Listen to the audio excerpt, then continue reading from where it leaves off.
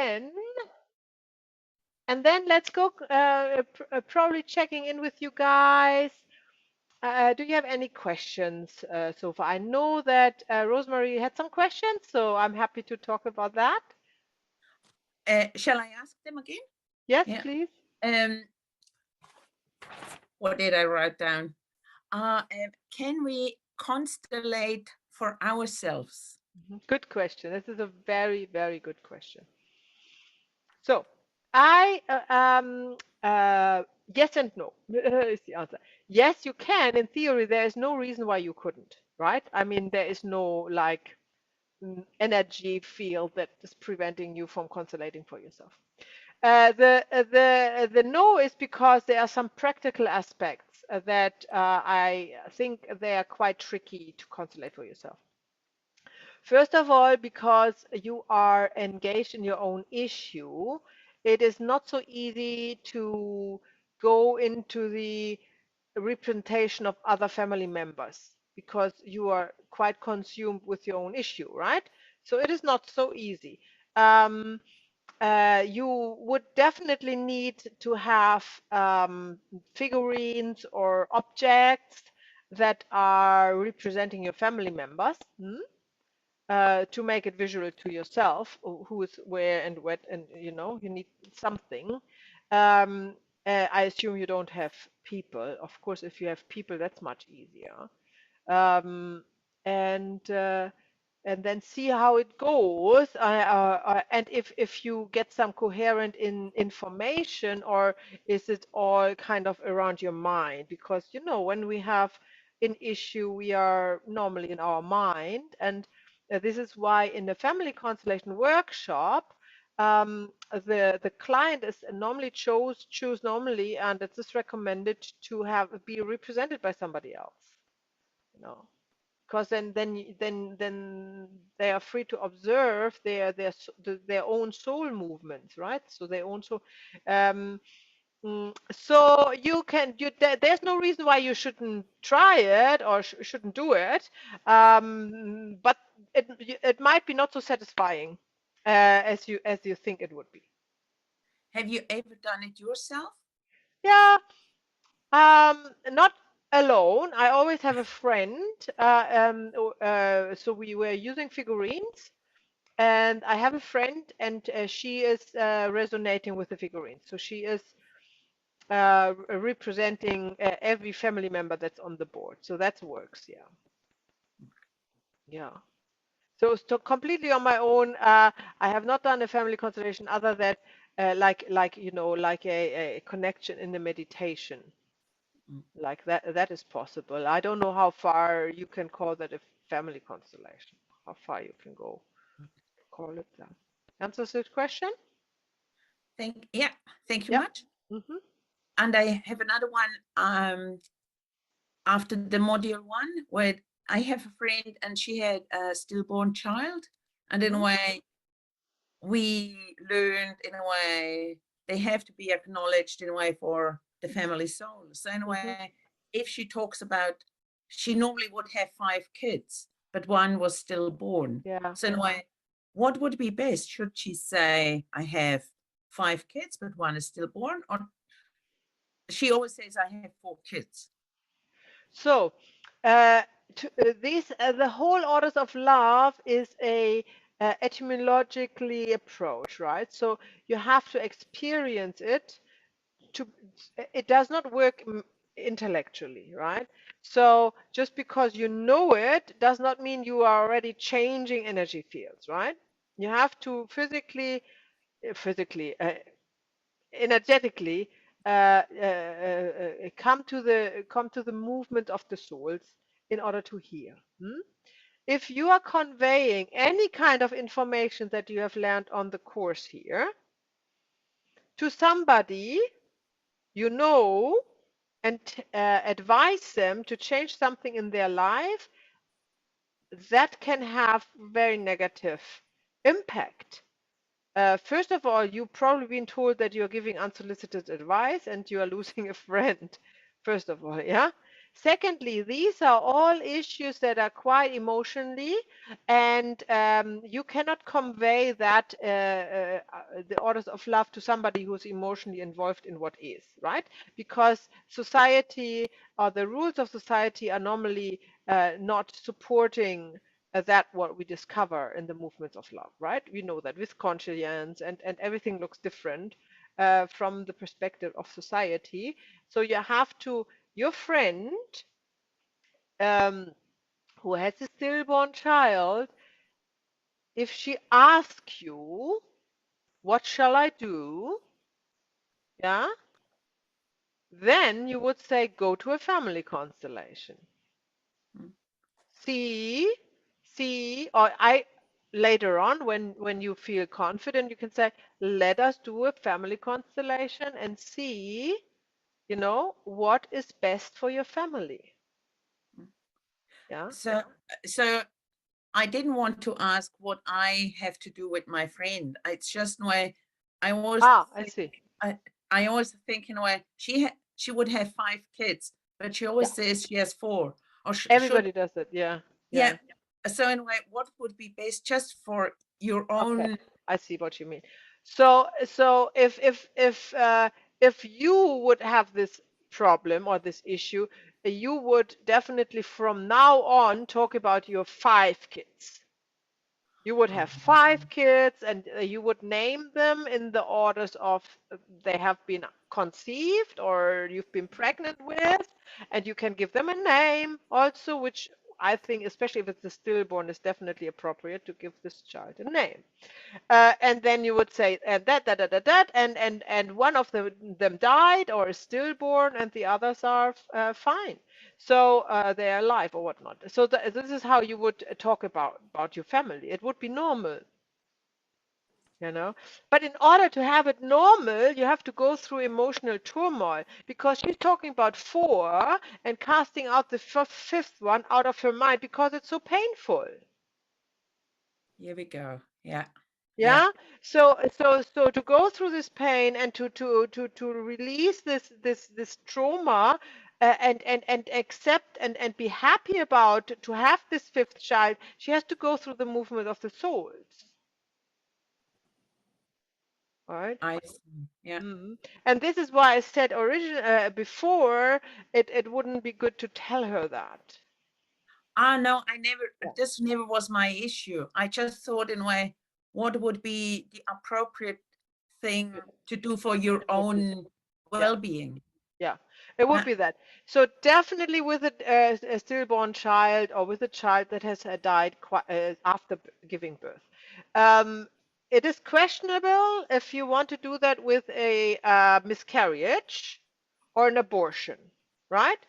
So if in a family constellation, when we are finding out for somebody that there are children missing in the orders of the siblings, and we are adding them, and everybody's happy, that is done. This is the movement completed for the family. So the mother does not need from now on say, let's say she had two children that were living and one abortion and one miscarriage. She does not need to say to everybody she meets, I have 4 children, 2 of them are alive, one was miscarried and one I aborted.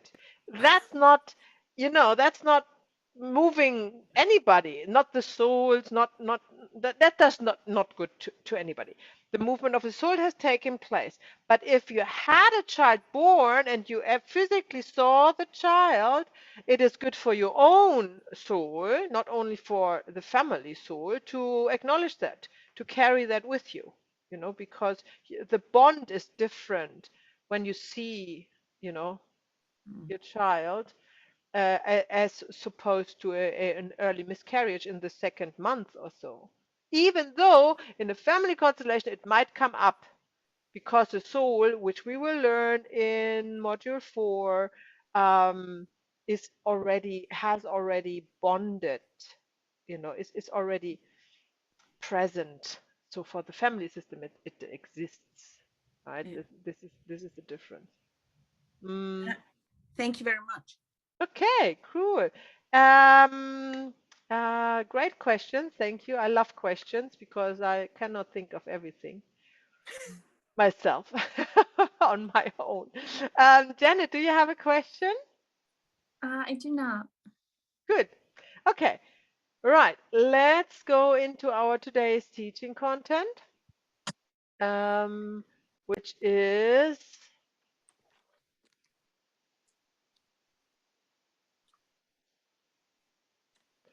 is part three. And part three is titled Two Strong Words, Thank You. Now, in fact, it's one word because in German it's Danke. So, because everything is originated in the German language, we have in fact three powerful words. Yes, please, and thank you in German is one word. So this is why it's three words. I know in English it's two words, but just bear with me. For us, it's one word, right? So thank you is a strong word, and that is the third one we are learning today. Um, so let's look at it. What is exactly what we're looking at? So first of all, we will go into more depth what the morphogenetic field is. Yeah. We will talk about the morphogenetic field resonance healing, or abbreviated MFRH. Then we will look into detail into the word thank you, what it means, when do we apply it, what sentences we can form with the word thank you. We will look in the third dynamic in family constellations, I follow you. We will talk about trauma, and we will talk about finally finding what meant, what we are actually doing in the family constellation to move the souls towards healing and unity, and that is through words, gestures, eyes, and movement. Yeah? Okay, so let's get ready. We are talking about the morphogenetic field. The morphogenetic field is a mouthful, but if you practice saying that a few times, it becomes quite natural. It can also be abbreviated as the morphic field. Um, Means the same, but it's not as precise as the morphogenetic field. I was just watching the other day a little video on YouTube about the flock of birds, how they move, and how there has been, oh no, a school of fish with thousands and hundred thousands of fish, and how it has described there in this video that the fish are on the spot, forming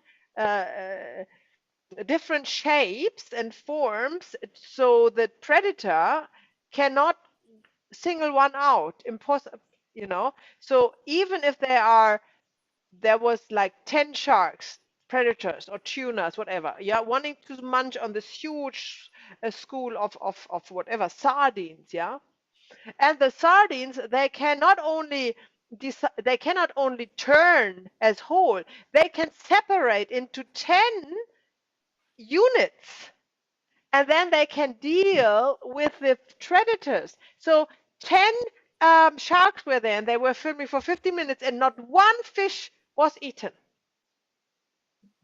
right? And then the voice, the reporter there, whatever, the moderator or was saying that this is astounding. That's a phenomenon, that they can access the information, where to go and where to turn in an instant altogether, right? So he didn't mention the name morphogenetic field, he was describing it. And he might have never heard of it because he's not interested in the science as we are, into the background, but he has definitely in his footage there used everything that we also would use in a family constellation as an observation, right? That there is an information that is not coming from a fish, a leader fish or something, but that is an information outside of the school of fish that they all access at the same moment, right? And that's exactly what the morphogenetic field is. So Rupert Sheldrake, Dr. Rupert Sheldrake, an Englishman, an English scientist, he has discovered that with lots of scientific experiments. For example, one stuck in my head that had to do with a group of apes. They were living on a secluded island somewhere, I don't know, in the Pacific or I don't know where. And they have been observed with cameras. And then there was another group of ape that are on the other side of the ocean, and they have no means of, getting there. And they have been observed with the camera as well. And then they have given one group of apes, they have giving them a tool. I don't know what it was, a hammer, I think. I'm not quite sure. Yeah. And then the apes were looking at the hammer for a few days or weeks, I don't know. And then they were starting to use it. They were starting to use it to crack I don't know what, maybe coconuts or something, yeah, to crack something open that they formerly could not crack open because now they had the tool, yeah. So they started to use this tool. The other island who has not gotten the tool, right? So they had not had the hammer, yeah. The other island, the apes, within months, they were looking for a rock or something like that that had the shape of a hammer. And they were using this rock to crack open this fruit that they have never eaten before, like the coconut or what it was. That is the morphogenetic field, because both apes are part of one species, one family. Yeah, they form a system. Remember what we talked about in the first module? They have a system, so they are an organized field where they have a common gene pool, if you will, yeah, and therefore they have altogether access to the same informing field, the morphogenetic field. And so this information from this one group of apes, how to use a tool to open a desirable fruit, yeah, was accessible for the others, yeah. And through their desire for survival and for food and everything else, yeah, they were open to receive this information. So they got this information. And these are just one out of a lot.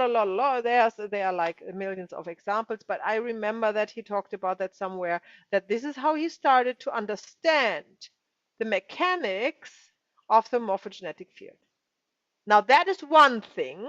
The other thing is that on the other hand, at the same time, Bert Hellinger was discovering something like the informing field in his family constellations in the early ages, in the early years, because he understood that the people moving around in the room getting information, sometimes gestures or words or a facial expression, where then the client says, oh my gosh, he looks exactly like my father.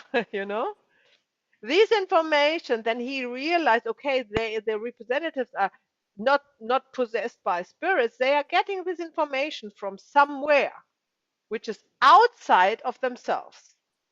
And it's also outside of the father or the mother or whatnot, yeah? It is not in the body anywhere. It's outside, and it is accessible beyond time and space. So it had to be this is where the word comes from, informing field, a field that gives information. And the only thing you need to do is being open to receive it by a purpose, so to speak, with the permission of the family system. Yeah.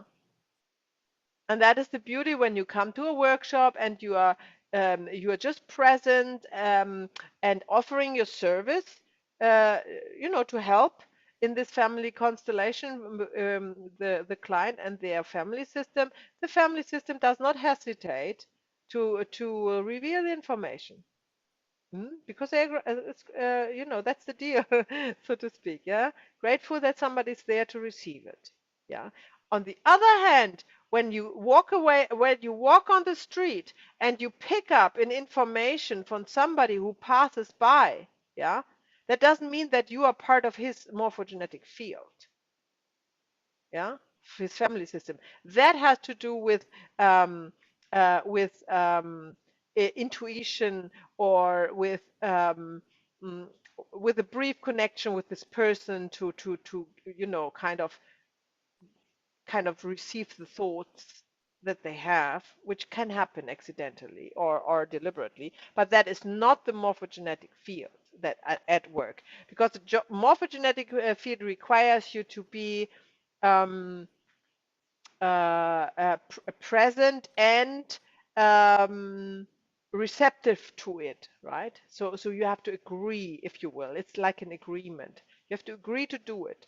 And then, because otherwise we would walk around and get all this information from all the morphic fields from all the people around us. That would be horrible, right? Or like we wouldn't be our own person. So that cannot be. We are not representing by accident. We are representing only by deliberate choice. So, because of course I prefer to let Rupert Sheldrake talk about it, I have prepared a YouTube video, and I hope that's gonna work. And we tested it just before. So let me find that and hope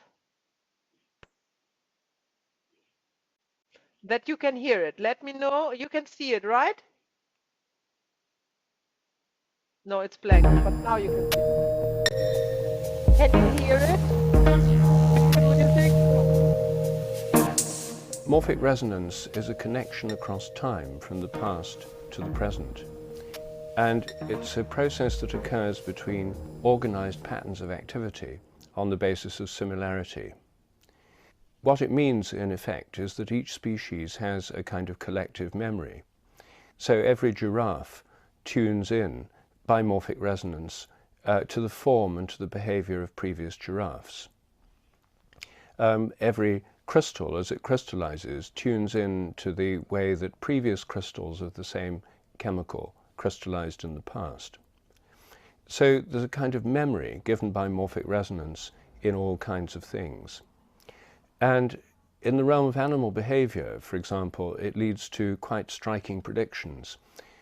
If rats learn a new trick here in London, then rats all around the world should be able to learn the same trick quicker, just because the rats have learned it here. The more that learn it, the easier it should get everywhere else. And there's already evidence that this actually happens from studies of rats in laboratories. When lots of rats have learned something, other rats all around the world find it easier to learn. And this doesn't depend on any normal kind of connection between the different rats or the places. It happens because of morphic resonance on the basis of similarity. The same applies to crystals. When a new chemical is made for the first time, it's usually very hard to crystallize it. And as time goes on, it gets easier to crystallize all around the world. And I think the reason for this is that morphic resonance connects up the crystals so they tune into a kind of collective memory. So morphic resonance works through morphic fields, the organizing fields of chemicals and biological systems. And the word morphic comes from the Greek word for form. So it's a kind of resonance to do with form, pattern, and organization. This revolutionary new device can remove. All right. Oh, it's still going. Hang on, I stop it. So,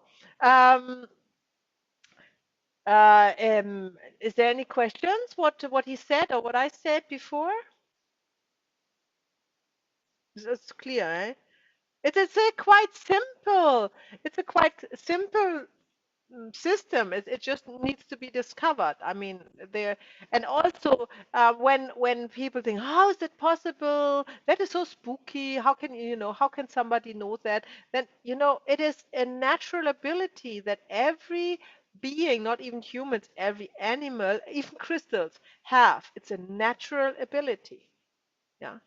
because we are not just 3D beings. Nobody is just a 3D being with a body and there's nothing. We know that. And people, when you are starting to discuss, like they have no spiritual education or access or anything, right? They think, oh, everything, or they are atheists or whatnot, and everything that exists is just the body, right? And when you die, there's nothing. I mean, how silly this is to think is one thing, right? But people are there. They would fight for their lives for this belief, yeah? So then you would ask them, and that's a really, really simple question. You said, you would ask them, so you do not believe that something exists that you can't see? That's, that's a consequence. And then they would most likely say, no, that doesn't exist, what I can't see. Then you say, okay, you don't think that thoughts exist. You don't have thoughts. And then they would like, huh? And they would say, can you see your thoughts? Can you see somebody else's thoughts? No. They are not, you cannot see them. Then you would ask, do you don't think that emotions exist? Right? Can you see emotion? No, they are unseen, right? Then you would go ahead. Can you see electricity? Do you think electricity doesn't exist? Can you see electricity, power? Can you see that, right? So there are so many examples in a day-to-day life that are unseen, right? That everybody takes for granted without even thinking about it. And that is the same with the morphic field. It is the same. It is like electricity. It is there. Everybody can access it. Every animal can access it. It's the same as thoughts. It's the same as emotions. It is there. Everybody can access it in their own, ways, if they wanted to, and it will reveal just information, and emotions reveal feelings, and thoughts reveal, I don't know, stories, if you will, and electricity reveals power to light a light a lamp, and the morphogenetic field reveals information that gives you information about the soul movement. That's all. Right. So it's really down to earth, it's very scientific, and there is absolutely nothing, um, if you will, is esoteric. Nothing. And our work is nothing esoteric. It's very down to earth. Okay. Questions to that? Yes. Go ahead. Can you explain esoteric a little bit further? What do you mean with that? Oh, do I pronounce that correctly, Janet, in English? Do you know what I mean? Because I think I'm used the German version. I do not. Okay. Esoteric. So it's you have spirituality, which is in generally linked to religion, yeah. But then there is a spirituality that is unifying religion that goes beyond, right? Which most of the Buddhists are talking about, or most of yoga traditions talking about, right? So we all think that's a spirituality. Spirit means the unseen. So you can't see it. It's there. It's a life force. It's also translated as life force, or the spark, or the one that ignites life. So the principle behind life is spiritual, right? And then you have kind of this merchandise. You have kind of this business, yeah, which sells you crystals and angel cards and whatever, right? Lots and lots and lots of things, right? And saying you need that for gaining access to your spirituality, yeah, or to the spirit world or anything like this. This is in German esoteric. I don't know exactly how to pronounce it in English. Do you know the name for that, Janet? I do not know, but I think it's right. I think the way you said it is right. I think Okay. so too. Okay, so I will try to find that if it's different. So what we are doing has nothing to do with that, right? We do not need crystals. We do not need prayer. We do not need a ritual to access information from the morphogenetic field. Nothing, absolutely nothing. We are working with connecting. As a spiritual being that we all are, we are connecting to other spiritual beings, as everybody is, including the dead. And that's the difference, right, to esoteric. So people who love esoteric, right, I have actually, just to give you an example, I know actually, and it's in New Zealand, I know actually somebody who has put up family constellation workshops, a few here in New Zealand. I know of her. She's originated in Germany. And lately she is advertising family constellation workshop and tarot cards. So she uses tarot cards in her family constellation. And that is esoteric, you know? Not that I love tarot cards. That's not the point. It's just the point that that's not what we do. Yeah, and family constellation had nothing to do with esoteric, and I guarantee you, Bert Hellinger would not be happy. I mean, he was happy about everything, but he would clearly say, well, that's fine, but it's not family constellation, not what I do, right? So that's the difference. And this is also why I love to teach it in a pure way. I'm not teaching to use anything. When we talk about module 5 about the use of essential oils, that is not esoteric. That is a physical enhancement of the bodily recepting, right? The body recepting and the emotional support. That has nothing to do with the field we are accessing. So we are accessing the morphogenetic field without any prayers, rituals, crystals, triangles, a metal head, for receiving information through antennas or something like that, right? This is not what we do. And if you see that somewhere, fine, everybody can do what they want, but it is not what Bert Hellinger wants with family constellation, that's for sure. And I highly question the impact on the family system from that. Because remember, what we are doing has a deep impact on the family system. Other healing modalities or variants of family constellation that are not really accessing through the morphogenetic field the information of the family and moving or allowing the souls to move towards unity, yeah, they might give, and they will give the participants a good time. There's no doubt about it. It's kind of a workshop, like a yoga workshop, anything else. Like they would have a good group experience and a good time, and they would feel good about it, right?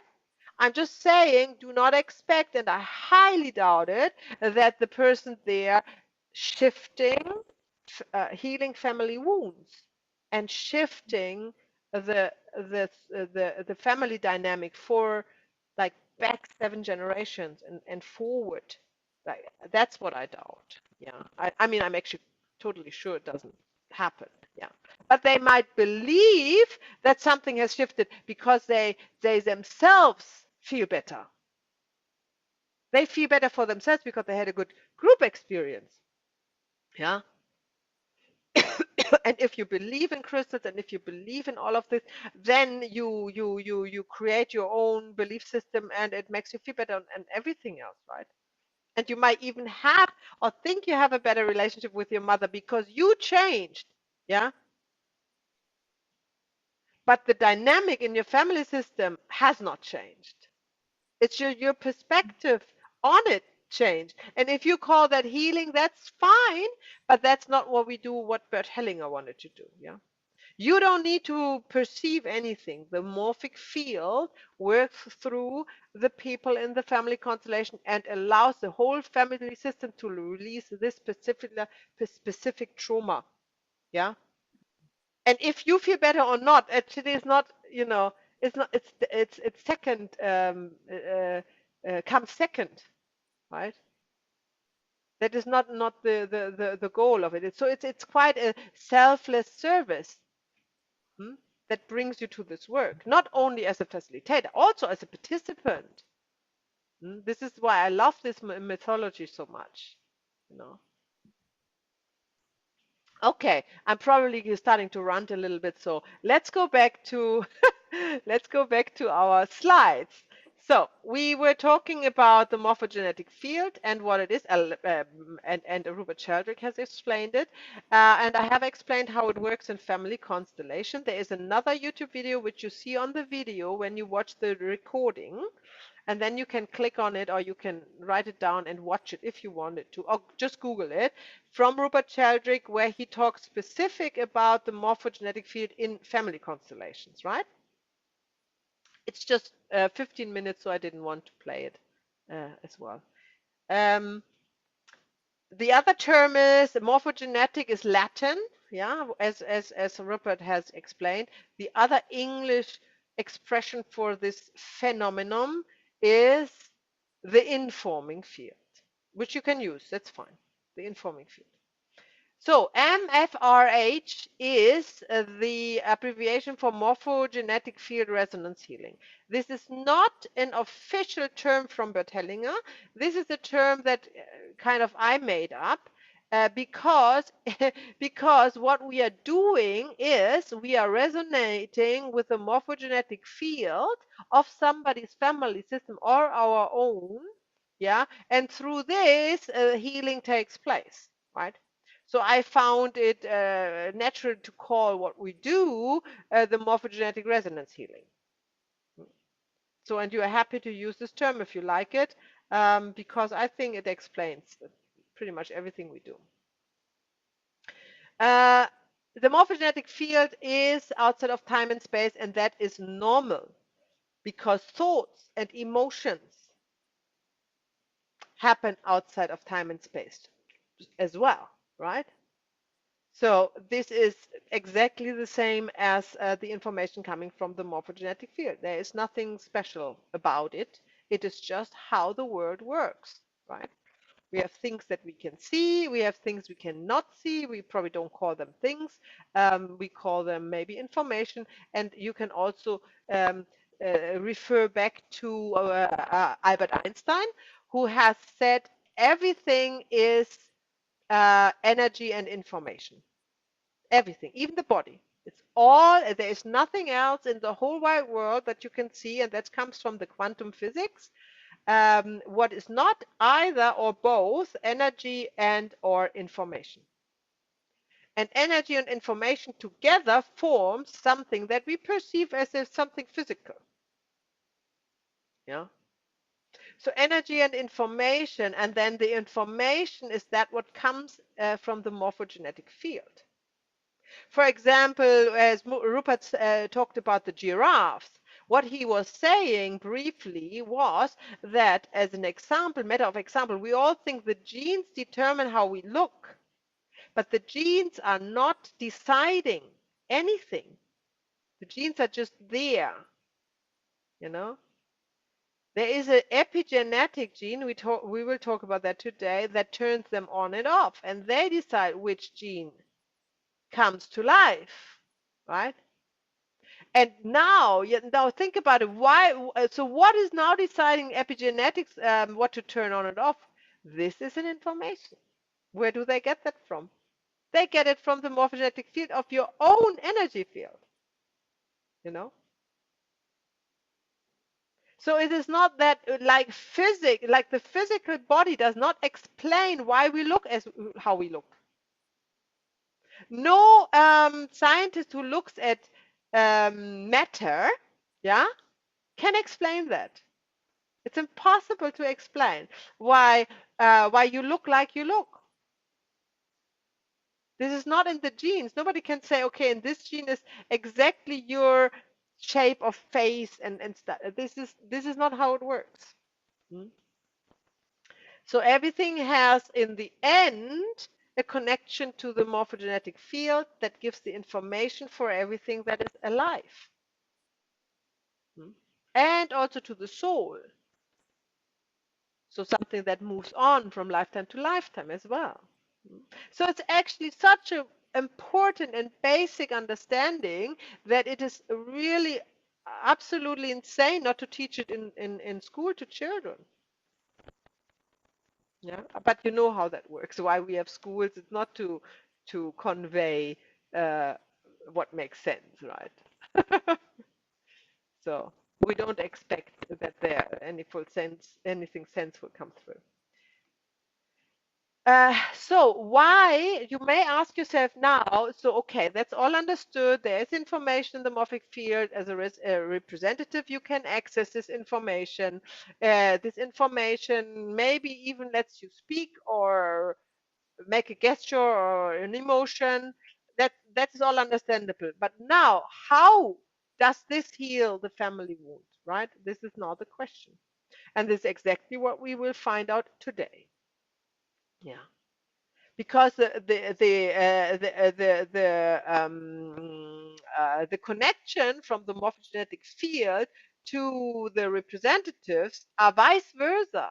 It's not one way. It's not just that the morphogenetic field feeds information to the person. The person feeds information to the field as well, right? So when the representative is, let's say, representing a great-grandfather, and he makes a new movement, the soul makes a new movement, for example, towards the victim. This information goes to the morphogenetic field. And then the morphogenetic field takes a box on its checkbook or checklist. It checks the box and said, oh, great, this is done. Yeah. So this is how it is reciprocal. The information goes back and forth. That doesn't matter because the morphogenetic field works outside of time and space, and the information that are the information that are fed back to the morphogenetic field are healing when it was originated, like say 7 generations back. Because for the morphogenetic field, it doesn't matter. You heal it now, it is healed there, but only if you go in the constellation to this generation. Right? You have physically, so there need to be representatives of this generation that makes the soul moves. That is the only information that the morphogenetic field is accepting. So we cannot sit there and say to the morphogenetic field, okay, and now we are healing that because the victim is going to the perpetrator. That is not what the morphogenetic field will not receive this information. However, this movement can take place in many forms. This will be also a part of module 5, but many forms. For example, you can do this all internally. You don't need people, to move the souls. You can do it with figurines. You can do it with other objects. Yeah. So you do not need necessarily other people, other humans to do that for you. Any kind of representative works for the morphogenetic field. Okay. Questions to the morphogenetic field before we move on to thank you? Good. So let's talk about thank you. Just a quick check-in with both of you. If you say thank you to somebody, or tell me, when do you use thank you? Let's start with Janet. When do you say thank you? I would say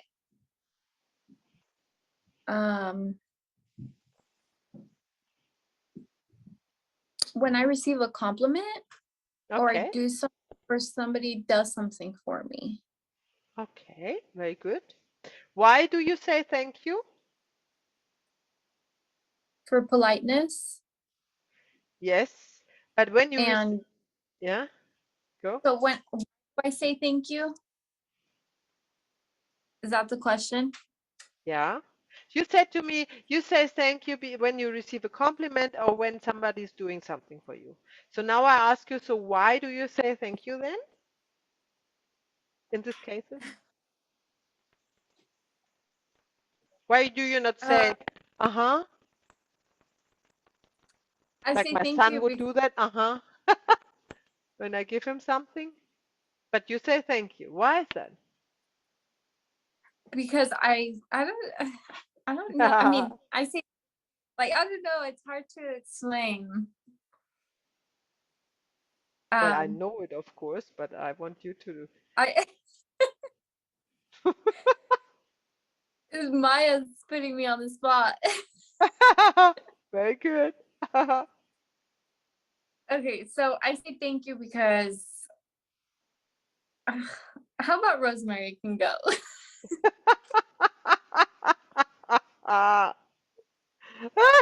Okay, Rosemary, your turn.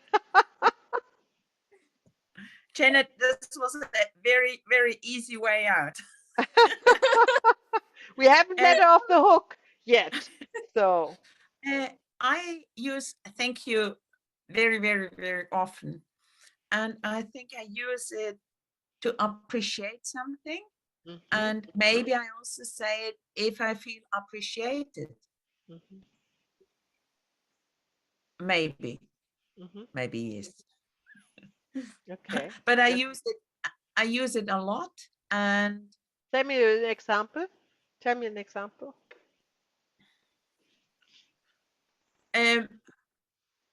For example, I went horse riding this weekend. So one guy gets off the horse, opens the gate for everyone. So I say, thank you much for opening the gate. And look at this. Everyone says, thank you for opening the gate because I started it. For example, after lunch, I say, thank you much for providing this wonderful lunch for us. Every 50 people riding out of the gate say exactly the same. I know it's not. So coming back to you and Janet, I ask you, Rosemary, why do you say thank you? I think to appreciate something. Okay, what? What? Kindness, or I always feel like no one owes me anything. Ah, very good. Here we go. Mark these words. Mark these words. You say thank you because you have received something. Yeah. And you want to balance that out. Yeah. Yes. That's it. Same for you, Janet. You have received something, kindness or an object or whatever it is, and you don't want to collect debt. You're Because right. if you receive and receive and receive, what are you doing? Orders of love, you have to balance it out. Janet, it's easy, eh? Easy as. Now, why do you not want to collect debt? And why do you want to balance it out? Shall I give it away or you want to say it? You should give it away. Because you want to be free of these people.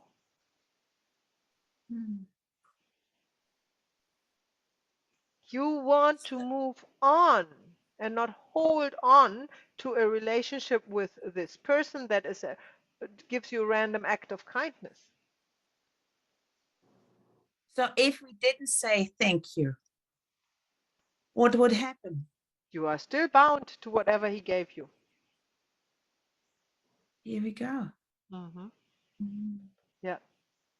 That is very, very strong. Thank you is a strong word to move on and leave things behind that has no use for you anymore. The guy opening the gate, yeah, has only use for you as long as you're sitting on your horse going through this gate. Yeah. Once you went through this gate, this guy has no use to you. This is why you say thank you. So if I didn't say thank you, you would kind of get heavier and heavier and heavier. Hey, I believe you. No, I hope so. True. I hope so. Yeah. So everybody who has problems saying thank you and to appreciate things, you know, they get heavier and heavier and they can't smile anymore. They can't laugh anymore. And they are weighed down with all these threats they leave behind. They are, you know, they are kind of sticking out of their bag and they are pulling at you know, and making it heavy to move on, like, you know, like a rubber band that holds you back when you, or bungee, when you want to move forward. And that is exactly what it is if you don't say thank you. Or think. You don't need to say it, you can think it. But people who are resisting to that, and why do they do that? Well, they want to feel happy. They need a reason to feel happy. It's just what they want. Not consciously, of course, but unconsciously. They don't want to be free. Not everybody, mark this, not everybody wants to be free. I know everybody on the course wants to be free, of course. Otherwise, you would never look for family constellation. Yeah. But the majority of the world doesn't want to be free. Right? They want all these burdens and bindings and relationships, and they just want all of this on an unconscious level. So this is the effect of thank you is extremely strong, and not only on a day-to-day living, but also in a family constellation. Because it has the same effect, but on a soul level. Yeah. So thank you is, let's see if gratitude. Gratitude for something you have received. You're balancing it out through gratitude. It is giving as well. You know, you're giving thanks to. That's an expression in English. So thank you can be used as it's both sides can say thank you, right? Both sides can give thanks. That's possible. Thank you, balancing out something you have received, so you're not collecting debt and you are free to move on. How to apply thank you? Now, this we are coming now to the practical aspects and the work. Now we're talking about family constellations, right? But it will apply in normal life as well. You say thank you to acknowledge someone for what maybe just because they are there, or what they have done, or what they have not done. There's lots of ways to acknowledge someone, right? For being there. You can apply thank you if you want to leave because you want to pay all your debts and then you want to move on. So if you want to leave somebody, yeah, let's say you have a friend, and I'm sure you will have experienced that, or you will experience that when you go this path of intergenerational healing. You will change and you have to leave friends or acquaintances behind because they will just not be anymore on the level of understanding as you are, right? And you will discover that there's nothing you can talk to them about. There's absolutely nothing. Yeah, you know. And this is when you know you have moved on, right? And so the best way is to say to these people, thank you as often as you can, in whatever context, doesn't even matter. As more thank you say, as easy as it is for you and the other to move on. And it will not be so odd, you know. So I give you an example. I met a young woman who had problems with her mother. She was living with the mother, and the mother was very difficult. And I said to her, look, if what do you want? Do you want to have your own life and move on from your mother, or what is it that you want? She says, yeah. She would love to have more space to breathe, and blah blah blah. So I said to her, look, when you go home today, whatever you do or whatever she's doing, you say thank you. So if she opens the door for you, you say thank you, mom. And if she gives you whatever, a glass from the cupboard, you say thank you. And if she whatever it is, and try to say as many thank yous as you can for at least 24 hours to your mother. And then a few days later, I talked to her and she said, that is amazing. Her mother is so much calmer and so much relaxed. She has never seen her so relaxed and she feels really, really good about it. And it is magic and it is so easy. Yeah. So if you feel you want to part from somebody without any, what can I say? Any burden left behind or any uncertainties or any bad vibes or anything like that. Just say a lot of thank yous. And then you will see eventually maybe this person is just not interested anymore neither in you. So that is the strong thanks of thank you. Now, in a family constellation, we say thank you when a child has done a lot of pleases and yeses and is ready. So if the child has matured into a mature, self-sufficient adult, then it is time to say thank you to the mother and move on. That does not mean that they don't love their mother anymore, that they're not visiting, that they don't, that they have a good relationship, but the soul can move on and be their own person, yeah, and not be this little child anymore who is in a big body. That is the result of maturing, and that is also signified by a thank you in a family constellation. When that comes easy from the heart of the child and it is good for both the mother and the child, then they have overcome all their obstacles and some interrupted movements and all of this. They have overcome it and they have finally healed. Leaving also in a partnership. If you have a client, if you have a family constellation with a romantic relationship, there's always two ways.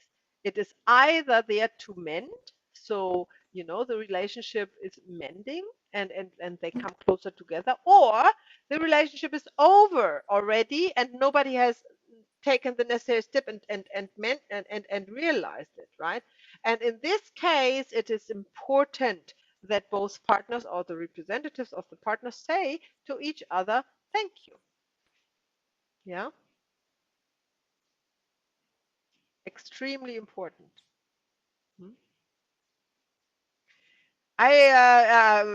Sometimes breaking the chains means sometimes you have such a disturbed relationship to a parent, for example, or to an ex-partner or to a partner, that you have to cut them off because they are kind of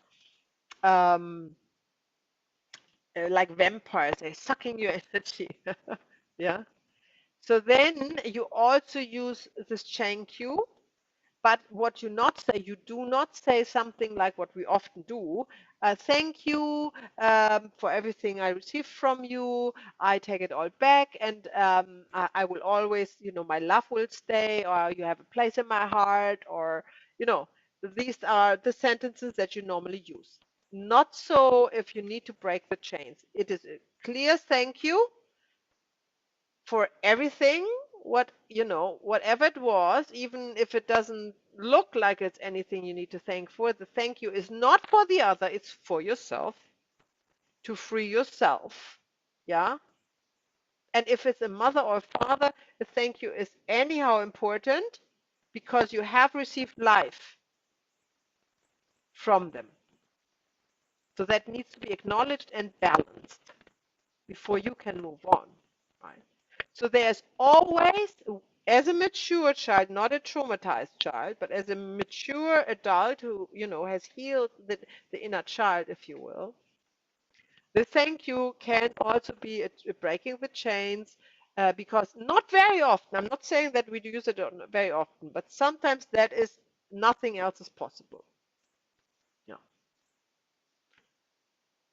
Closing a relationship, that's exactly what I just said, in a romantic relationship, but also other relationships who are not romantic, which are not coming up in family constellation because they are not part of a family system. So, But however, having said that, if you're constellating, for example, an organization, this can also play a role, because everything we talk about, when we talk about family systems, we can also constellate organizations. There is no difference. We are working with organizations, and we go through that here as well. And then in the end, what you always see is behind an organization is also always the family system.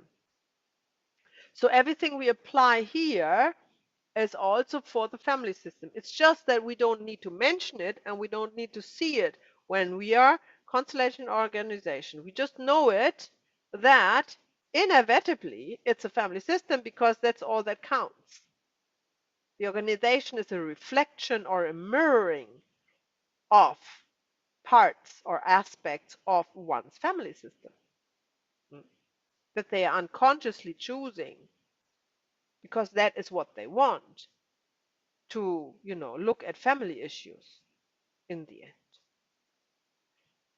If you are coming to the stage where you're your own boss, you're self-employed, you have your own business, you're happy, you are free, you don't have a big organization, you do your thing, that is a sign that you have healed your family system. You don't need an organization around you anymore. It's not mirroring you anything. Yeah.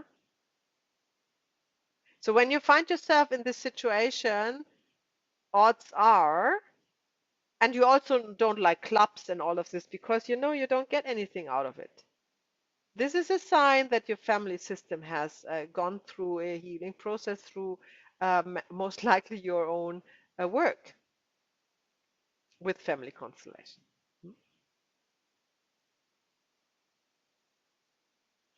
So, so you apply to thank you towards parents when you're going away as a mature, grown-up adult. When you choose a new partner, you say thank you to the old one. When you have a child or you want a child, you also say thank you to the father or the mother of the child, right? Because that's the other part. They have given something that you need to balance, right? So it's very important when you're looking at a relationship who has a child, that they are able to say to each other, thank you for, giving me this child, right? And if you, we have lots of these constellations where the wish for a child it's in the center of the attention, yeah. Then it is extremely important to find where is the thank you missing, because the child is not ready to come yet, because something is not balanced. There's somewhere is a depth to play, yeah. So often you have to find this thank you that is needed. Most likely in, of course, in former generations or in former partners. That's what you need to suss out. So the thank you from the child to the parent can have, like, sentences of resolution. So one strong sentence, one of the ones that you can use, is thank you for giving me life. That's always a good one, because it's always correct. And that's something everybody can thank you to, even if somebody is really resistant to the idea to say thank you to the parents. Thank you for giving me life is kind of okay, yeah. Thank you for nourishing me. Thank you for always being there for me, if that was the case. Thank you for caring for me. That doesn't need to be mean that they are there. That can also be somebody who has given the kid away to a foster family or to a or for adoption, because it's also caring. Because if they wouldn't care for the baby, they would dump it in the compost. You see? So we always think caring needs to be like the mother needs to pot around with the baby. That's not caring. Caring is to make sure the baby survives. Basic needs are met. That's caring. So either or this way or the other, this is caring. you know, or what Janet, we talked yesterday about giving a child into the system. Yeah, that is caring. You're not dumping the child at the street in winter and let it maybe potentially freeze to death or whatnot. Yeah, no, you're allowing, or you're actively giving a child into somebody else's care for whatever reason, because you think you can't do it or whatnot. That does not mean that the child not has an interrupted movement. Of course it has, especially when it's young. Yeah, but it does not mean that the mother did anything wrong. Yeah, we have to rethink these, what we perceive as a society. You know, this is not what the soul perceives. Yeah, the soul perceives it differently, and that's what you see in family constellation, and that's not a theory. Yeah, and that's what heals, if you acknowledge what the soul needs, not what the intellect needs, brainwashed by societal rules and expectations and so on. So thank you for caring for me. So you can let a child say to the mother, thank you for always being there for me, if she actually was there. But if the mother has been, let's say, giving the child away for adoption or into care or foster homes or whatever, then obviously that's not the appropriate sentence. Then the sentence would be, thank you for caring for me, because that was the care. Thank you for my life is also, it's the same as giving me life. Yeah. This thank you for my life, I leave everything else with you, and your responsibility is for abusive relationships. So let's say you have, as a child, you have experienced abuse, mental, physical, or emotional abuse from a parent or both parents. Yeah. Then you need still to go through the whole healing process. You know, the whole healing process with interrupted movements and everything and everything and everything, until you open your heart and you are close to your, your souls are close and appropriately close to your parents. But then when you leave, now you don't want to take anything what was the abusive energy with you. Nothing. So this is where you have to say, I leave everything else which is not my life. That's yours, right? Your life is yours. Everything else you let the child, the grown up, mature child, let them be with the parents, right? So they are not taking anything of the emotions and whatever has been dumped on them, hurt and everything else. They don't want to take any of these with them. But you only need to say that in abusive relationships, not in normal relationships. And you will see when the representatives are ready to say that they feel, as always, you always ask, is that right or not? If you're in doubt, you always ask, is that right or not right? And then they will respond, and you will see it is as it is. So if they say, if they can't say, thank you for my life, to a parent, then chances are that they have been abused, because they cannot be thankful towards their parents. And what is it? They are still bonding. You remember, thank you is cutting the bond, right? So you would ask yourself, okay, so why is somebody who has been abused as a child is still bonding with the parents? This is while they are stuck traumatically in the childhood. And as a child, you need your parents.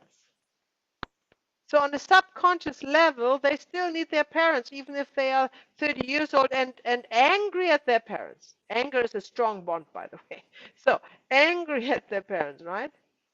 So how do you release this, and how do you move on? Not angry at your parents, right? That's not possible. They will never release you. It will never make you free.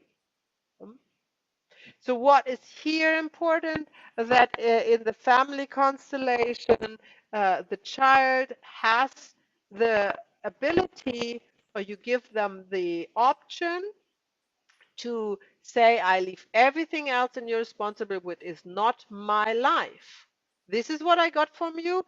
Therefore, I'm thankful. I move on, but everything else, every emotion, whatever has happened, is all yours. This is like a parcel or a big backpack that you pack everything in, you know, what has been emotionally opposed on you or physically or mentally, and then this backpack you give back to the parents. It's not what you carry, it's theirs. It was their choice to be abusive, right? And by the way, through all the years of observation and working with clients and observing families that I know around me, I actually figured out lately that it is common to abuse children, right? It is common, especially in New Zealand, by the way. I was quite shocked when I moved here. And it is actually the parents do that because they love their children in their way so much they don't want to lose them. And they know subconsciously, I'm not saying that they know that consciously, but subconsciously they know through abusing they are strongly bonding the whole life because they're kind of the children, they cannot leave them behind. Right? And and then always remember these parents were also children, and I guarantee you they have been abused too. So they only know this kind of bond or love, as they call it, through abuse, you know. That's all they know. And that is how they hold together, because without their children there would be nothing. That's how it feels, right? So in a very mature relationship, you let your children go, right? You would be happy for your children to go and be happy, but that requires the adult to be mature. But they're also stuck in childhood trauma, so they can't do that to their children. So everybody who's on the course, I can say, whatever was your history, it ends with you. Because you are on the path to heal this with everything that entails. Right? And that's great. I will stay as the opposite of what we just talked about, right? So if there can be a thank you to parents where the child is free to go, so the parents are not bonding with the child anymore in a way, so they are completely letting the child free to go, but the child chooses, the mature adult growing up child chooses to stay. That's fine.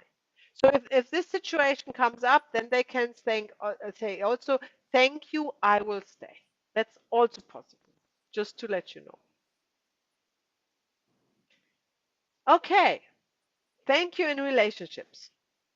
This is a long sentence, but I read it out to you. It is quite a common one, which you can copy and use, right?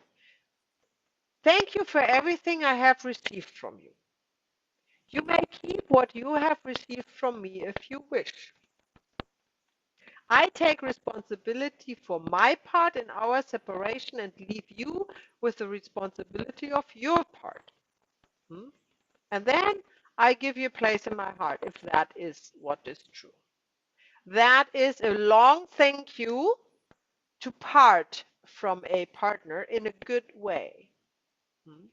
And that not only means that these partners are right there now, that means it could be a relationship generations ago, because they probably haven't appropriately parted, and that can cause an entanglement in a later descendant, right? So you can use it, and you most often use it with relationships you are working with, but it can also happen that this needs to be said in a former generation. A very important thank you is if they are children, mutual children, to say thank you for our children. That's very, very important. To acknowledge that the other partner, even if there was a grunge and he was horrible and he never looked after the children, whatever it was, whatever story was created, still the child wouldn't exist without the other. Hmm? So this is always worth to say thank you for. Okay, any questions to the word thank you? Yes, Rosemary. I read in a book to use that word thank you, we should extend it for 15 seconds. Otherwise, the person you say it to thinks, oh, yeah, you give someone a compliment and you say whatever, or and then I try to do that. How would that look? I would say, thank you much for baking a cake. You're very great in baking the cake. And I always appreciate that because you did win at the AMP show. And thank you very much for passing the recipe on to me. And it's amazing how you see, first it's just, yeah. And then suddenly it's interesting. Interesting. So that is definitely not necessary in the family constellation when the souls are moving. With the simple thank you, without any other words, the movement takes place. But it is interesting that on a more not so subtle level, on a more the physical and emotional level, that this has such a big impact to extend that. Yeah, I find it very Yeah. interesting. Every time I read something, I put that to practice and think, yeah, true or not true. But Very it was good. true. Very good. I can totally see that. I can totally like just to thank you, like you don't mean it, is not received in the same way as you are focusing on somebody who, from what you have received, totally. But this is more for the bond.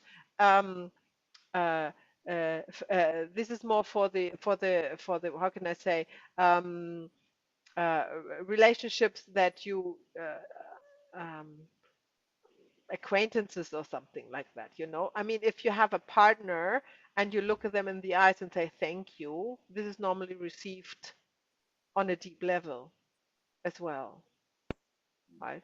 Without explaining why you say that. I think when you're explaining, when you have this 15 seconds to extend your thank you, I think what happens is that you are actually forming a relationship with somebody you would, with a short thank you, would not form any relationship with. I think that's because you are 15 seconds is enough to form a relationship. I think that's the point of that. Yeah, could be. Yeah. Yeah. But then remember, you have now a relationship. Now he has to say something else as well. Because with your thank you, you balance something out, right? You have received something. You have a cake. You have received this cake, right? Now you say thank you to balance it out. Now when you add all of this, what you just said, then it's another compliment. Now this guy has to say something, right? And now, so instead of parting with a thank you, you are now creating a new bond. So And I then, never come home. yeah, you never come home. And then the other one is saying that, and then when everybody's doing this 15-second rule, the thank you would kind of lose the purpose of what it can be as a strong word. You're kind of watering it down into a new please.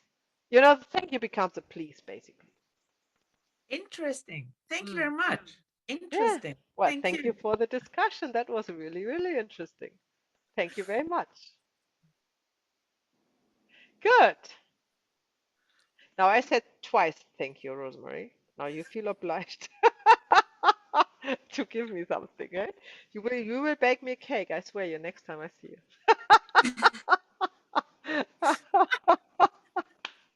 Okay. So, okay, let's recap. And I know, Rosemary, you haven't been able to listen yesterday, but anyhow, I asked the question. What are the first two dynamics we were looking up in this module before we were looking at we are now looking at the third dynamic, I follow you. What was the first one?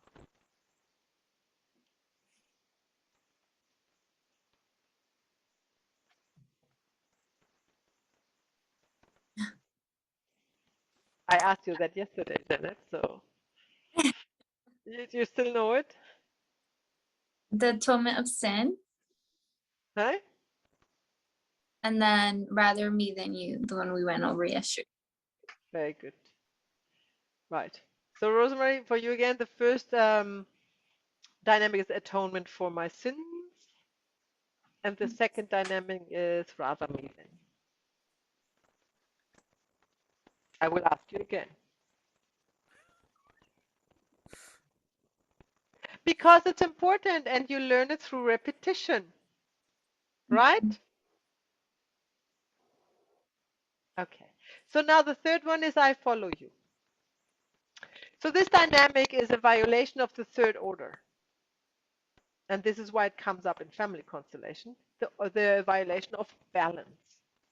And when we are talking about the thank you and how it balances off something that you have received, right? This is the same when you have the dynamic I follow you, right? Something isn't balanced. Something has not received something that balancing out the energy.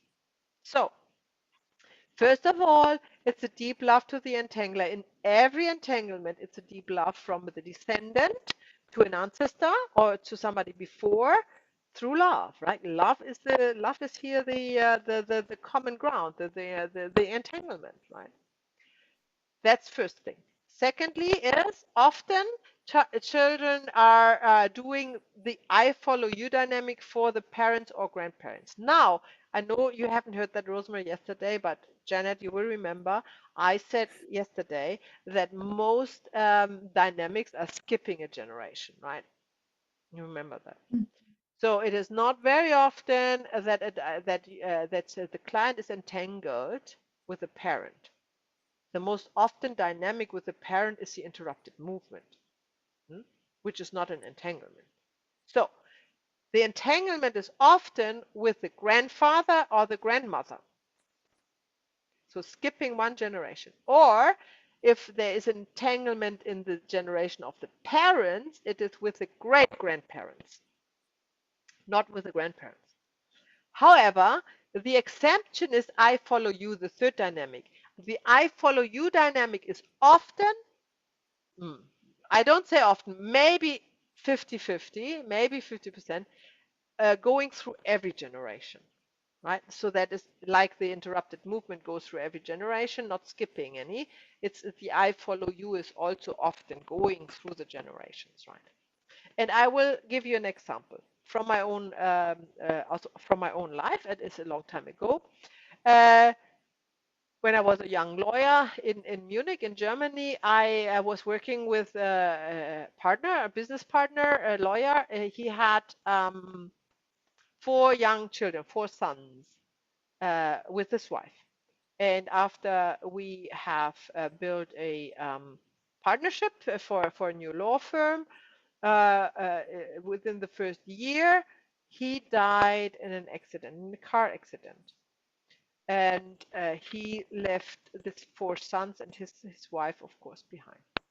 And the sons were, I think, 2 and 3 and 6 and 7 or something like that. Now, I moved on. I lost contact with them after we sorted that out. And then I heard 10 years, 11 years, 12 years later from somebody that the eldest son, when he turned 18 and got a car and a driver license, within half a year, he drove into death. Right. So the eldest of the 4 sons followed his father. Yeah. That is such an obvious picture, right? Now, they never came to family constellation. They never did. I don't know what they are doing. But I guarantee you that the father, my business partner, also followed somebody before him. But of course, we never looked into that. It's not our thing because they are not coming to a family constellation. But this is now, if the sons or the mother would not go to family constellations and address it, right? the other three sons, they would marry, they would have children, and there would be a son, and it would be most likely the firstborn, who would die in a car accident. This is the I follow you dynamic. And every time you have a client or you hear somebody that's calling this coincidence, there is no coincidence. That is what it is. It is a dynamic in the family system. I follow you, and most likely it has been there for a long time. So,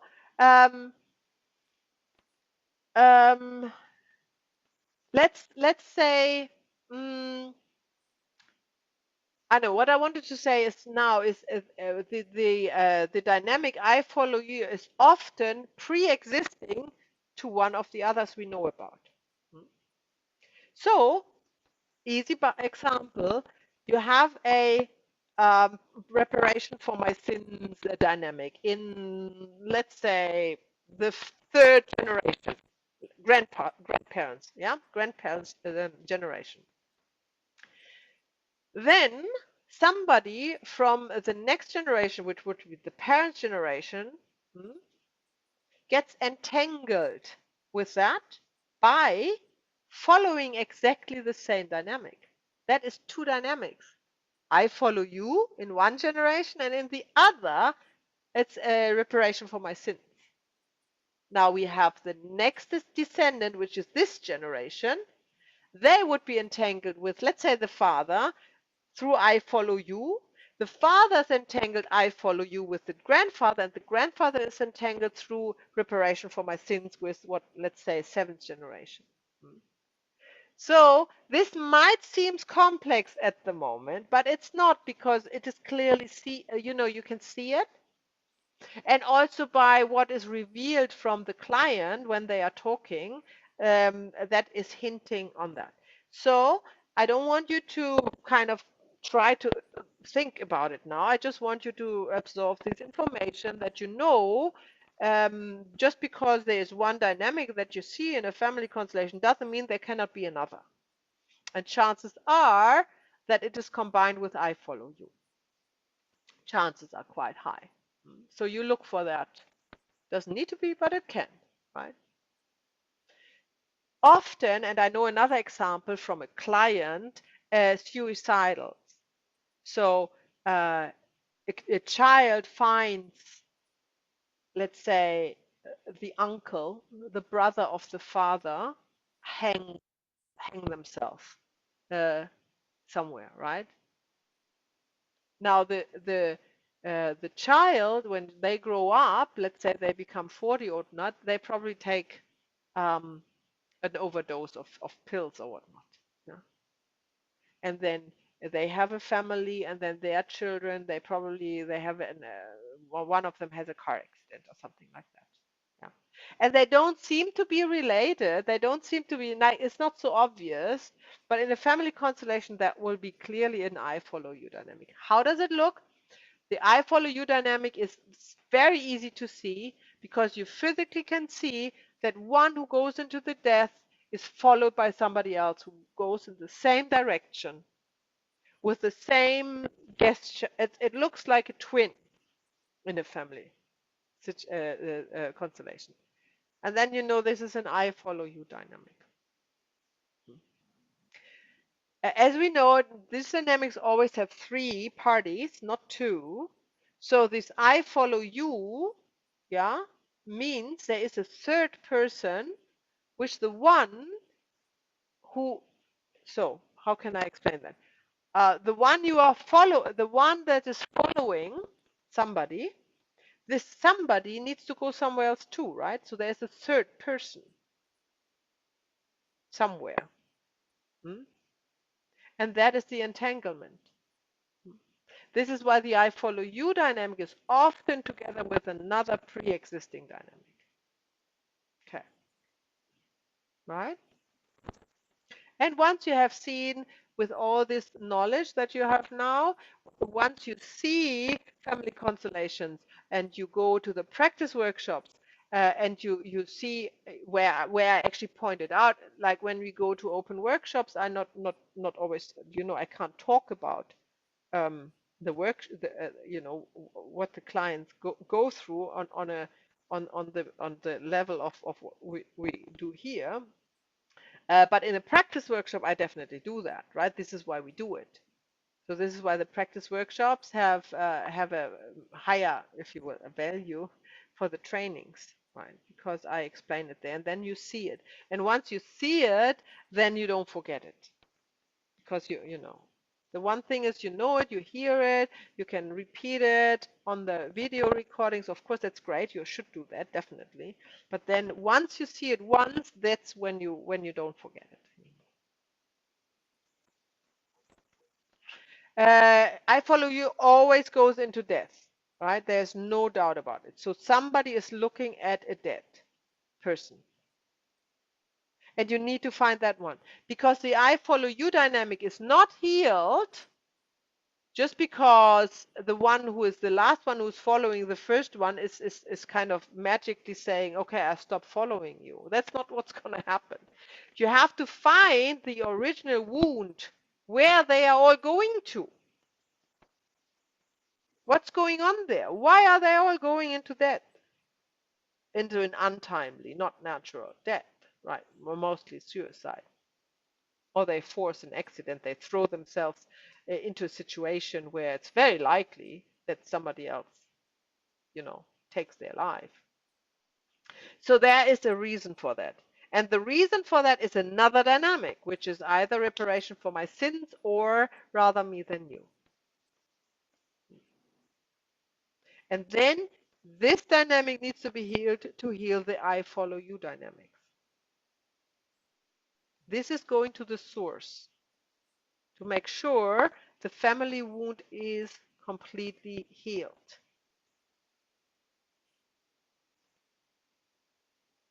Fatal accidents are the same as suicides, because it is not an accident that somebody has an accident, especially not a fatal one, right?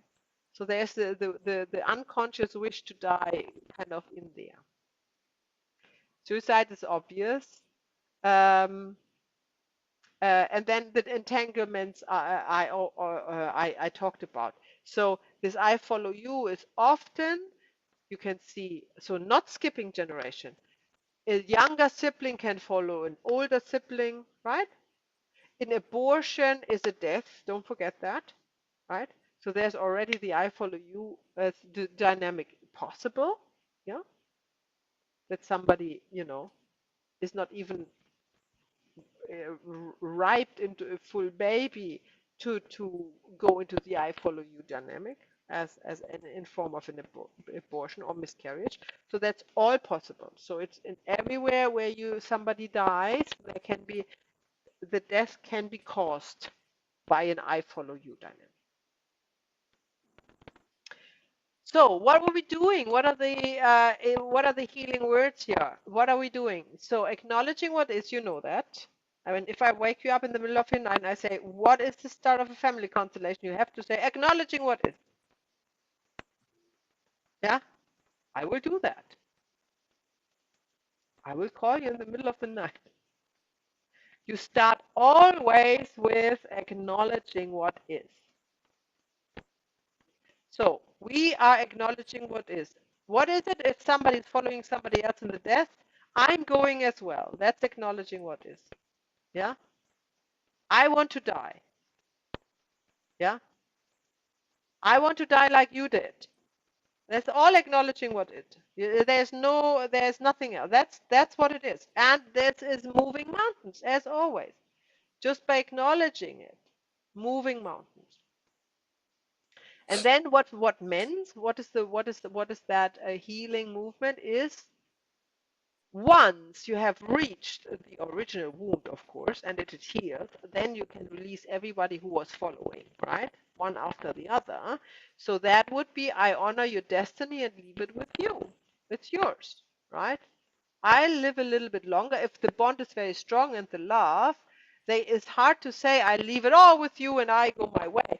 That's not necessarily the healing movement. Sometimes you have to tone it down a little bit because the bond is so strong, and say, let them say, I live a little bit longer and then I go as well. Because then they don't need to cut off the chain. They don't need to, break the bond. But they still can live. Okay, before we go on our break, we have an exercise with the applying the thank you, of course. And that is easy because you are going in a breakout room and you do the same we did with the yes and with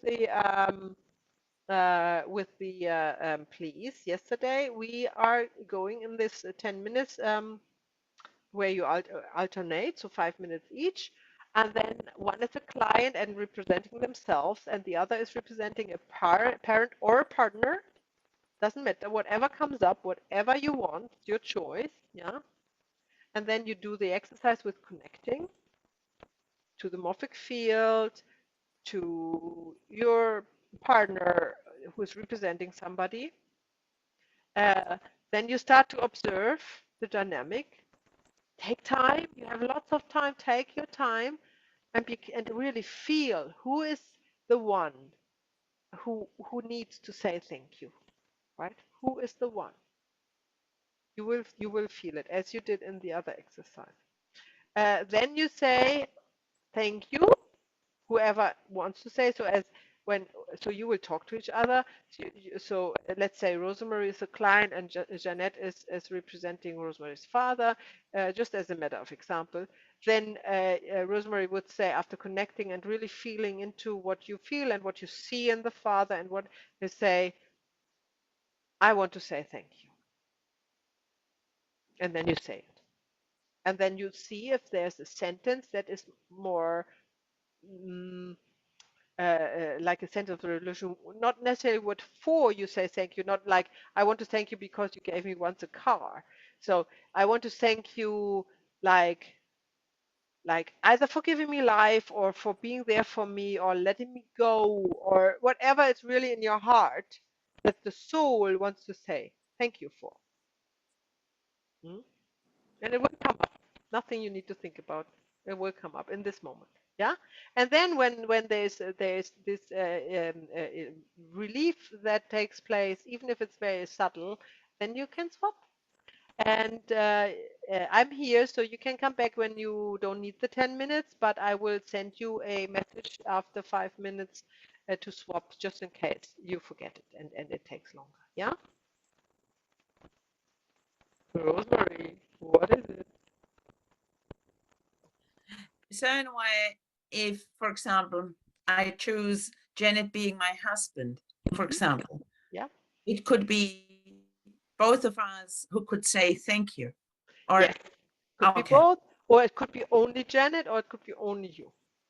The same with the parent and the child. With the parents, it is not appropriate that the parent says thank you. Okay. So if the parents want to say thank you to a child, there's something wrong in the there's something wrong in the orders. Okay. There's nothing a parent says thank you to for a child. Okay. So if there's a desire as a representative of parents to say thank you, then the roles are kind of mixed between parent and child. Yeah. So that is just hinting at a dynamic that is not healed yet. Yeah. Yeah. Okay, so I stop sharing this and then go into the breakout room. Ah, big smiles. Very good. That's wonderful. Let me take part in this. Who wants to start? Rosemary, you go. Now Janet went first. Janet, okay. Janet, you go. Okay. So Rosemary represents. Hold on, I'm trying my phone. Okay, so Rosemary represented my father, and so when I it took me a minute to say thank you, and what I said is thank you for giving me life. But when I said it, it felt so like empty for me. Like it felt like really good in my heart. And so I noticed said it to Rosemary. Rosemary felt really sick. Like she she felt like I- she was just at the beginning, in a way, the father never would say anything to Janet. It was like, "Ugh," and Yeah. her thank you was really, what shall I do with that? Was a little bit surprising. But then I think we felt, both of us, there was really this love, or I said, I'm your father. And then you have to explain how you felt, Janet. yeah. And so when Rosemary said, what did you say again, Rosemary? You said I'm your or you're my daughter, or something like this, or I'm. I felt like love was flowing, like everything was flowing. There was a lot of love, and I felt a breeze. Like I felt like at first I was tight, but when I said thank you, when I released the thank you, Rosemary, not Rosemary, I felt like such a breeze. And that's when Rosemary felt the same thing. Like she then later felt better. Like it felt like I wanted to give her a hug from like, Yeah, you can. You need a pillow and then give her a hug. my water Maybe bottle. you can do that. You can do that now, of course. Yeah. You just need a big pillow and give her a big hug. pillow. Yeah. You go and I get just it. have Yeah, you a have small one. pillow. Small pillow. Well, she's a small girl. She's a child. So you have a small pillow, and Janet has a big pillow for the big daddy. That's the one. Oh, yeah, here we go. Give a big hug. Wonderful. Very good. Keep breathing. Very good. Mm,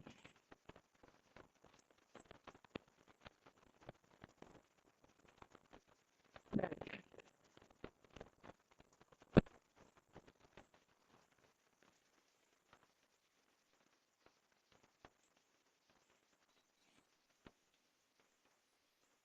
Very good. Very good. Let me give you some information to that. So, because I know that Janet never met her father. It is that you say thank you to him and you felt empty. This is perfect because remember, before the thank you for a child towards the parent comes please, and then yes, and then thank you. And you haven't done the please and the yes yet, right? So with you saying thank you to your father, that this feels empty is completely appropriate and normal. It would be weird if it would be anything else. However, and that is of course for the father, thank you for, the father has not given anything yet.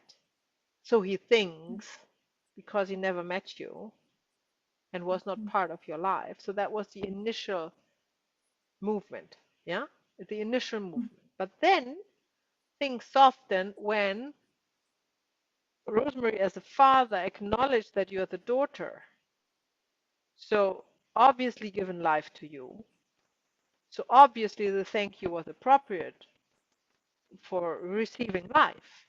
So then the heart starts to open, right? So if Rosemary wouldn't be able to say that for your father, you would have stayed in this feeling of emptiness. Which is okay because there's plenty of chances to connect with your father throughout the next year and to go through the please, and we will do that, and you will want that if we go through the please and the yes and all of this anyhow. Yeah, but that's good to know that this that was a very good representation. Very good. Very good. Okay, Rosemary. Okay, I asked Janet to be my husband. Yes. He's smiling. Now I'm curious. What the heck? It was exactly how it is. Okay. Janet said there is a blockage. she couldn't say anything to me. You couldn't, could you? Yeah. I So at the end, then I said, thank you. And then I said to him, like, thank you for being my husband. Thank you for being with me or something like this. And then Janet could say, you also said in a way you felt shame and yeah, like a blockage and shame towards me. But Yeah. after I said thank you, she could say thank you. Or yeah. And what was about the shame, Janet? I felt like that I couldn't speak because there was shame, there was guilt. Like there's something that's hidden. If something is afraid to be said to Rosemary. Yeah. Mm. Very good. It was a good exercise. Great. For It both. was. Very good. That's awesome. So let's have our break now. It is we've been on the meeting for 2 hours already. So let's go for 10 minutes, and then we have just under an hour for the rest. Okay. Okay. Thank you. See you. See you.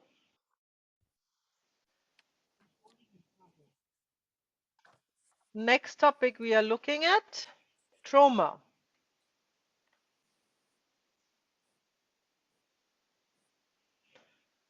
Well, we all use this word trauma. Am I recording? Hang on. Yeah. We all use this word trauma a lot, but do we really know what we are talking about? So, because when we are doing family constellation work, it's all about healing an original trauma, right? Somewhere in the family system. So we need to look at it a little bit closer, what trauma is. First of all, trauma is an act of violence. Violence can be physical or emotional. Yeah, both are traumas.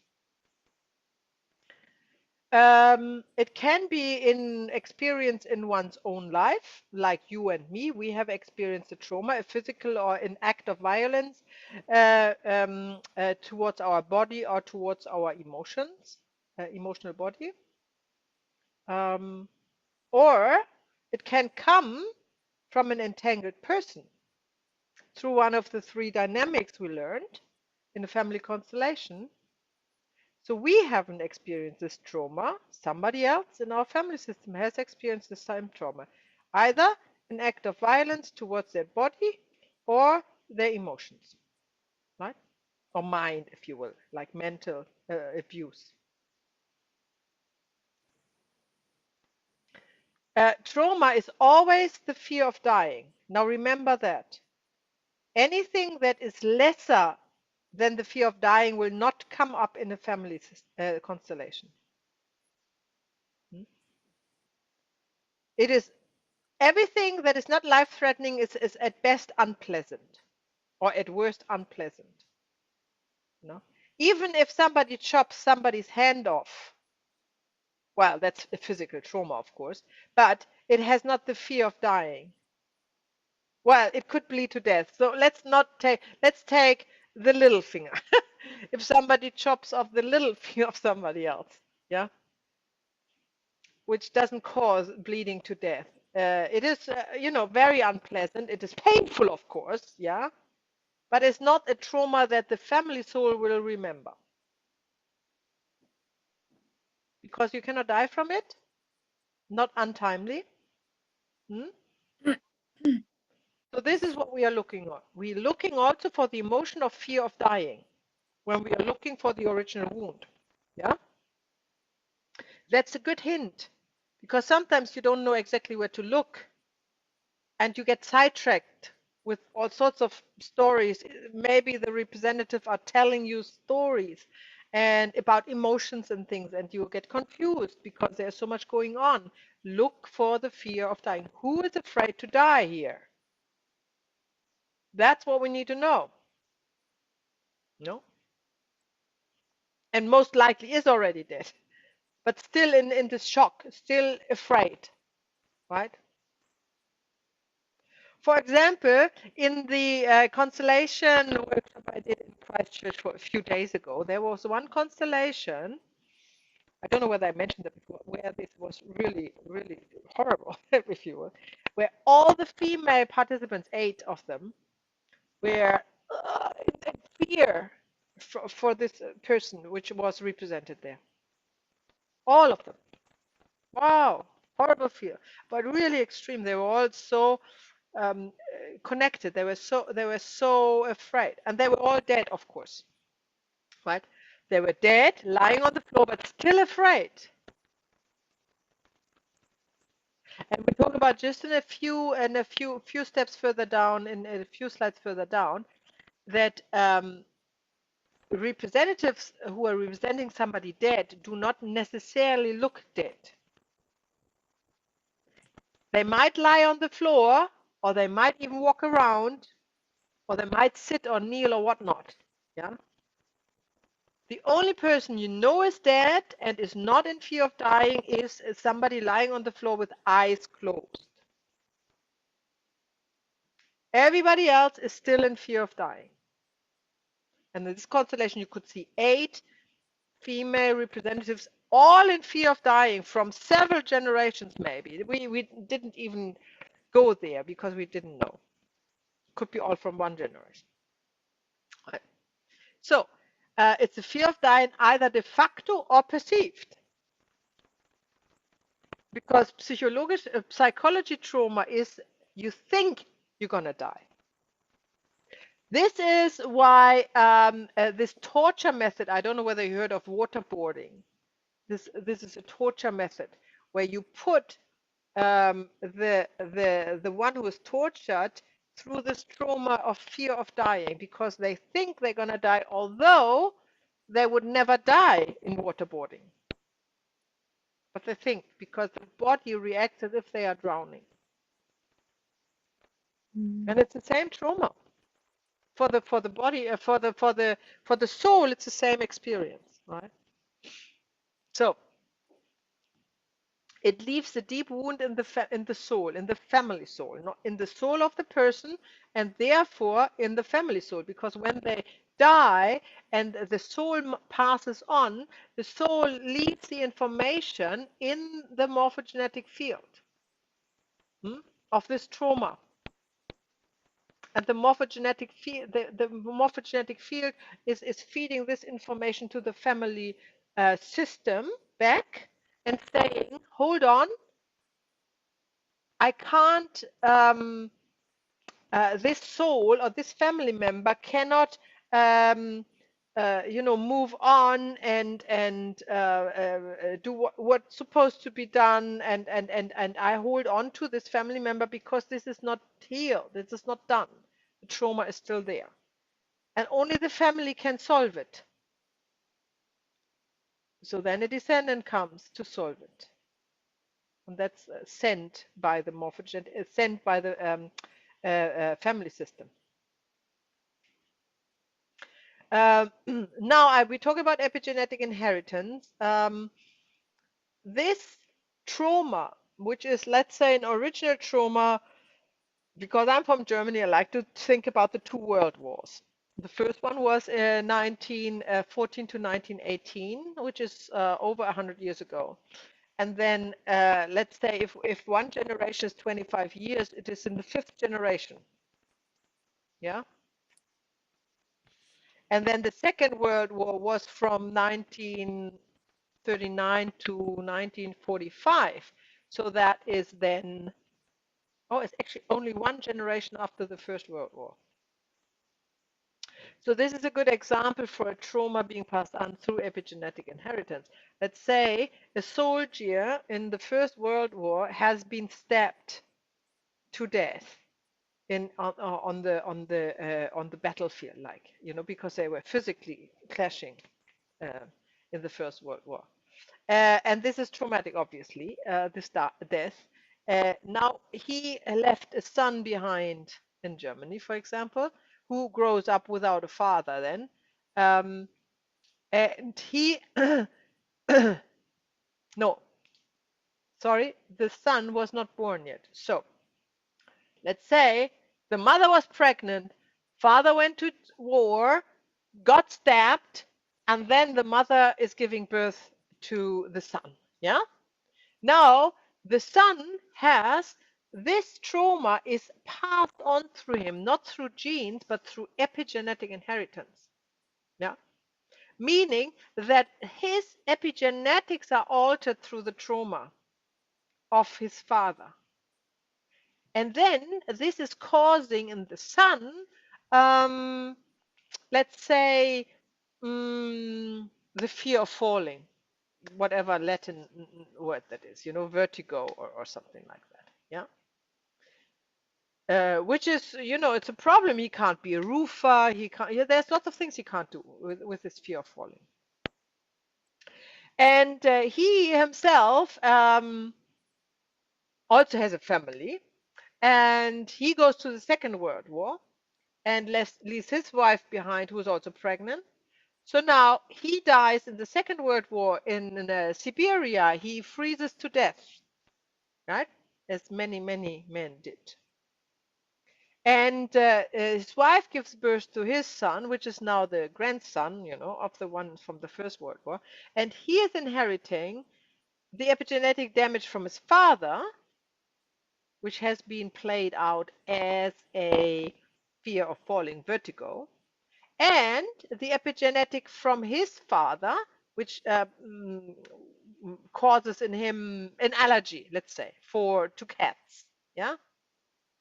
All right. But he doesn't have vertigo. The vertigo is with his father. He has the allergy against cats. So there's no connection. So even the mother who knew the other one had her partner had her husband had vertigo. Now the child has an allergy to cat. They never connect the dots. It's just not obvious, right? So you can't look for hints there, right?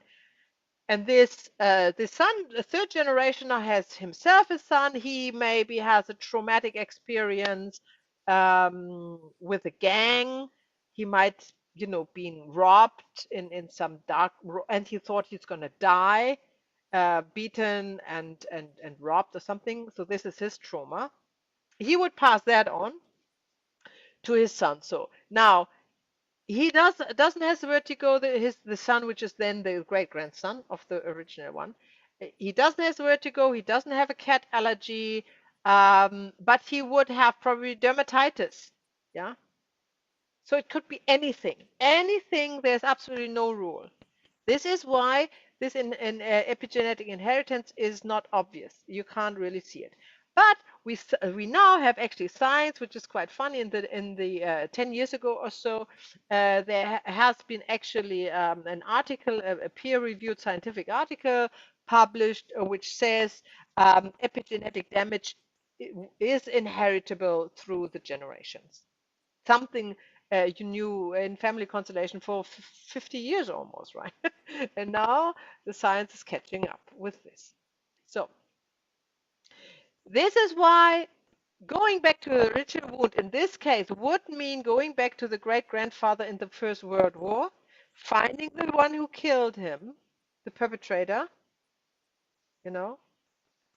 allowing the souls to move towards each other. And that will clear all the traumas that are related to that, towards the great-great-grandson with his dermatitis. However, if he has inherited the other, like the cat allergy, like the Second World War trauma, and then the robbery trauma, these are separate constellations. And it's not likely that they all show up. So you start with the oldest, which would be First World War, and then everything is fine and better, maybe. Dermatitis goes away, comes back maybe. So next family constellation, the Second World War will show up, right? That will be lifted, fine. Maybe the dermatitis is gone forever, but now like a cough comes up that wasn't there before, that he can't control, or somebody had a hiccup for years. A hiccup, a constant hiccup, how annoying that is. So this could show up. And then, you know, next family constellation, and then this robbery thingy comes, and so on. So you get the picture, right? This is an example, of course, for you know, for this teaching content, but this is roughly how it works and how family system healing works with family constellations. This is why you have this epigenetic inheritance can accumulate, and it might just result in one encumbrance or one symptom, but it can has multiple reasons in several generations. But you know, this will all reveal itself. It's just a theory behind it, so you have heard it. This is something you see. You don't need to work with it. You just work with one trauma at a time. That's what I want to say, right? We don't try to reveal like all these traumas because this is too much for a family constellation. We only want one. Um, Trauma is common as an interrupted movement towards the mother. It is a trauma. It is a trauma of dying from the child who wants to go towards the mother and couldn't reach her because she wasn't there.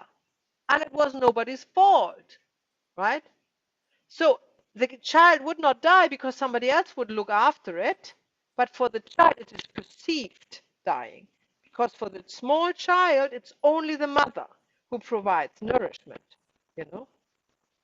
That's in the psychology of a child. That's the bond. That's so embedded. Yeah. This is why you can guarantee practically everybody you meet has an interrupted movement towards the mother. Especially when they take the baby away after giving birth and doing half an hour whatever with it. It's right there, right? The baby has already the interrupted movement if you don't allow it to be with the mother. And then, of course, but we talk about that in module 4. There's lots of reasons why there's an interrupted movement. And this is why we always have to work with it. That is like the bread and butter business, if you will, of doing family constellation. The trauma carries the emotion of shame and guilt. That's important. Because the perpetrator, regardless if it's not a psychopath, regardless how restless the perpetrator seems to be, there's an underlying guilt. And regardless how aggressive or self-assured the victim seems to be, there's an underlying shame. But guilt and shame, and we will go through that in module 4, is not an emotion that shows up likely. Yeah, it is very low vibrating. Most likely it is concealed or perceived as fear or anger. Fear in the victim, anger in the perpetrator, most of the time. Not always, but like 95%. So when you see somebody with anger, look for the one who is afraid. And in most cases, you have the dynamic victim perpetrator and where the original trauma was, or where the trauma was originated. That it needs to be healed in this family constellation. So we talked about epigenetics. I just want to go a little bit deeper into the science of it so you understand it better, and also for you to, if you talk with others, that you have a little bit more information, so you have a more informed talk to people. So epigenetics is from Latin, and epi and genetics. Genetics is genes, and epi is on top of genes. So it overrules genes. It's on top of genes, literally. Inheritance means that an epigenetic, which is on top of genes, is passed on down from generation to generation. The trauma is causing an epigenetic damage. Let's. Do you know what epigenetics are? Have you heard about it? No, Janet, Rosemary, not really.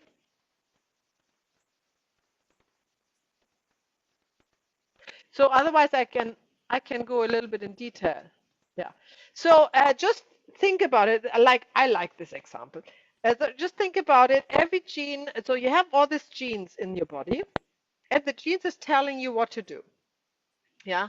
For example, there is a gene to let your nose grow. That's a gene, you know. And then you need peptides, and then you need proteins that are replicating this gene and making an RNS. And then from this RNS, this is what makes the, you know, nose grow. There goes information to the part where the noses, you know, grow. Okay. This gene is turned on through epigenetics, which is an on-off switch. It's turned on with birth or before birth. I don't know. Nose starts. Whenever the nose starts to grow naturally. Now imagine this gene would never turn off. How would you look? We all would have nose like this. They would never stop growing. They would grow to the day we die. Right? So obviously, these genes need to be stopped when we grow up as a teenager. Yeah. And funnily, the nose is not really stopping to grow, neither are the ears. They are ever so slightly still growing. So as older you get, and you see it in older people, as bigger as the nose and the ears, this is why they are slightly, but this is a detail. Well, it definitely doesn't grow in the pace that it grows when you are a kid, right? So this gene, this mechanism that turns off the gene that says nose grow is epigenetic. This is how it calls. It rules on top of the genes. Right. So this is what actually is damaged with the trauma, not the genes. The genes are not, the genes are actually not doing anything what the science thought they would 20 years ago. That has all been overruled. So if you have heard about genes 20 years ago, forget everything. This is all old news. Nothing is correct. You know, the whole gene technology is wasted because we're building on wrong assumptions. Yeah. So the trauma is causing an epigenetic damage, which I have just explained before with these World War situations, and that is passed on. And that's what we see in family constellation. This is why the trauma is experienced by a descendant as if it would be their own. So they cannot decipher if it's their trauma or somebody else's. Yeah. I did the example, so we skipped that. Question 2, epigenetic inheritance and trauma. Good. Okay. Now we are looking at finding what means. Last half hour, we're spending with that what we actually do in a family constellation. Not only what we perceive, but now we put everything into action. You have 4 means in family constellation to find that what heals. Words, gestures, eyes or eye contact, and bodily movements. Let's look at words. We have the words of power, of course. This is what you learned in this module. We have yes, please, and thank you. And all the sentences of resolution that goes with it. Yeah? So the words are the ones that move the souls. They are the best tool. Not always, but often the best tool to move the souls. When you use the words, you need to be aware. One can only, as a representative, talk to the other if they look at them. Nobody can speak into the void. If I speak like this to you, you wouldn't feel addressed, right?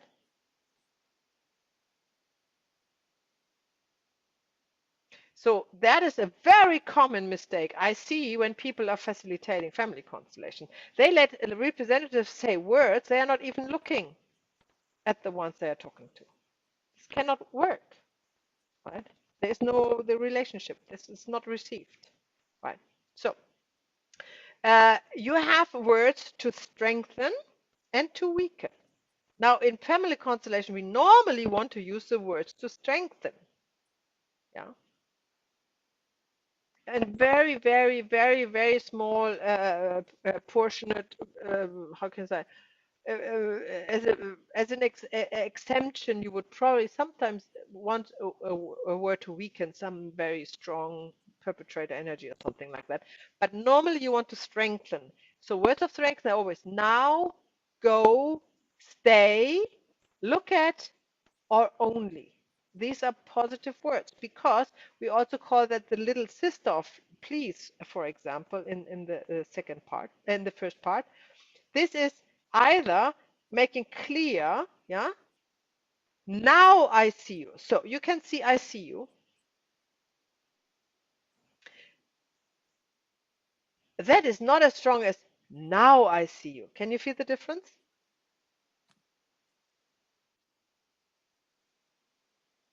Hmm? And the same with go. Um, so like I go now. Yeah.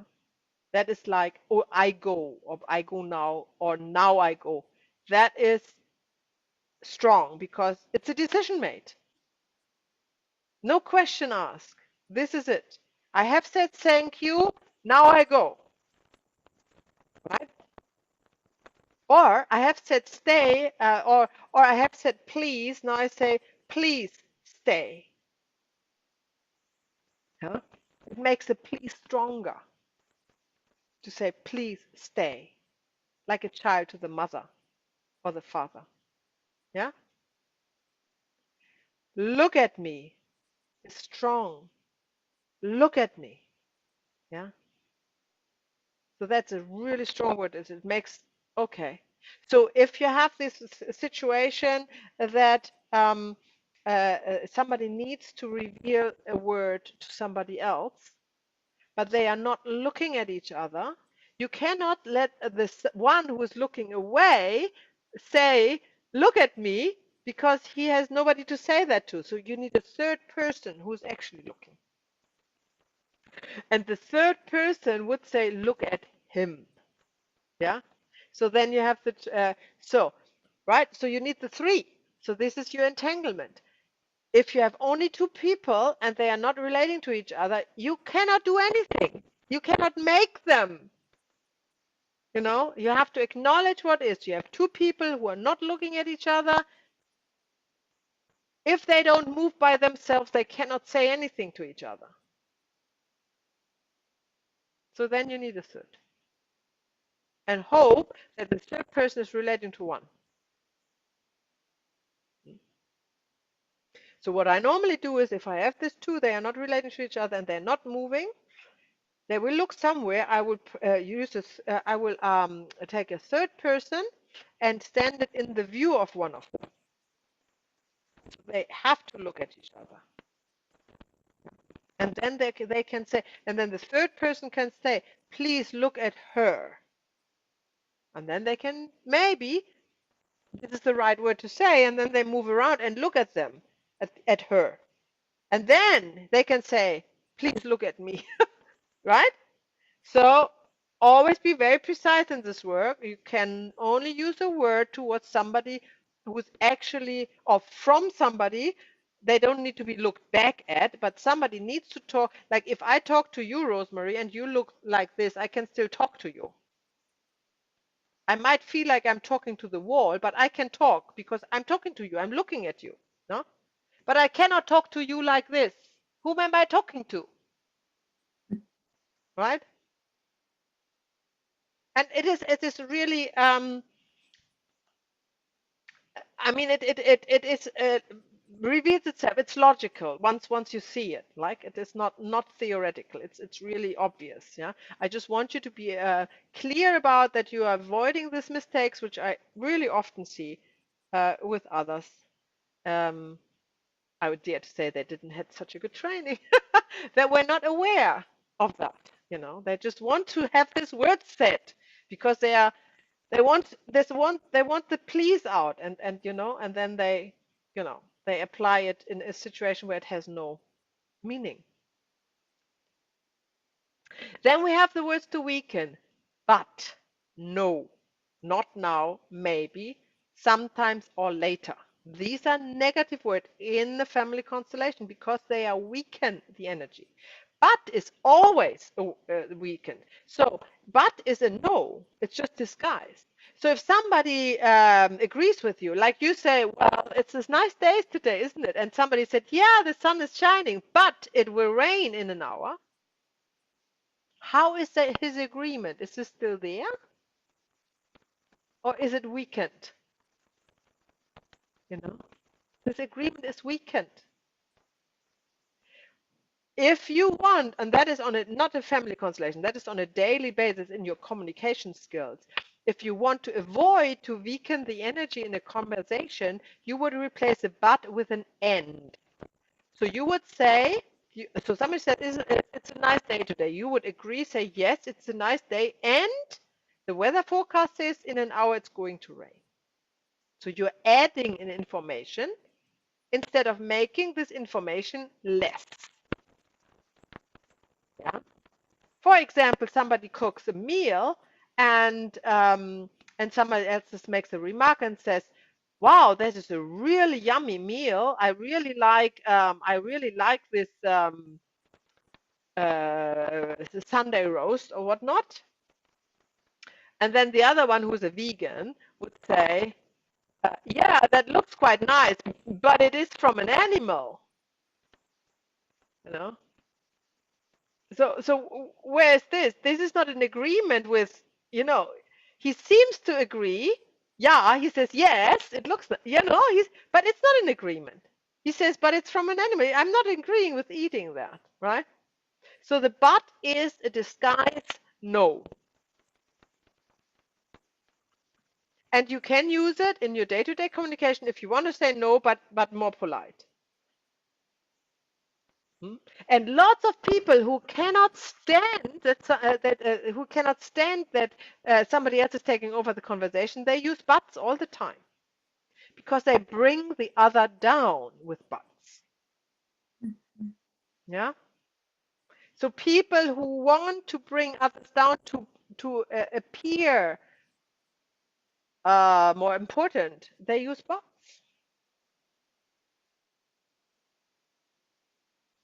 Think about it. Observe somebody else, your own conversation, somebody else's conversation. It's interesting. No is obviously weakening. Every rejection is weakening the energy. So if you say no. So another example out of daily life, when you're texting, and you have this conversations. I mean, not Rosemary, I know you have no phone, but we normal people, we are texting all the time, right? So instead of calling, so we're texting. So you ask the question, and I really want you to feel into it to improve also your communication skill, because when you're facilitating family constellation, you want to also have a clear, improved communication, right? So you texting, and somebody is asking me, are you coming today? And you would text back no. How does that feel for the receiver? It's like a slam in the face, isn't it?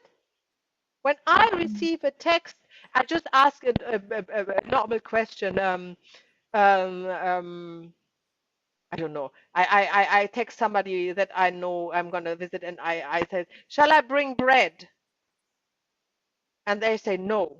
I feel like, oh, why did I even ask? Yeah, no, it's negative. It really stops you in your excitement, in your communication, and no stops you. Now I know that since a long time, probably 20 years or so, since I was, when I was a lawyer, I started to be interested in communication, and I learned all of this.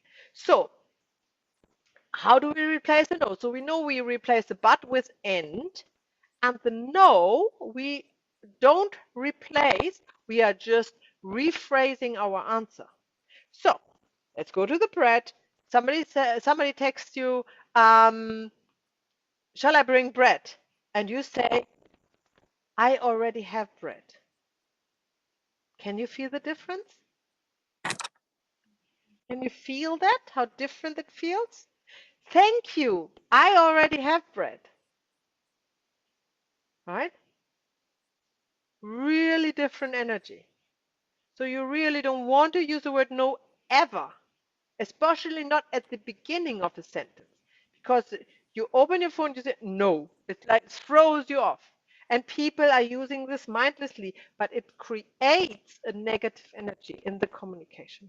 And it's completely useless. You can always rephrase a no into something positive, especially if you use the word thank you.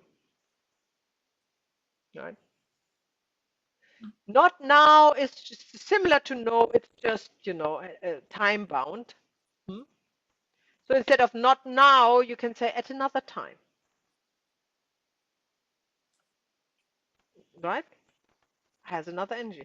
Maybe is not a yes, it's not a no, it's nothing.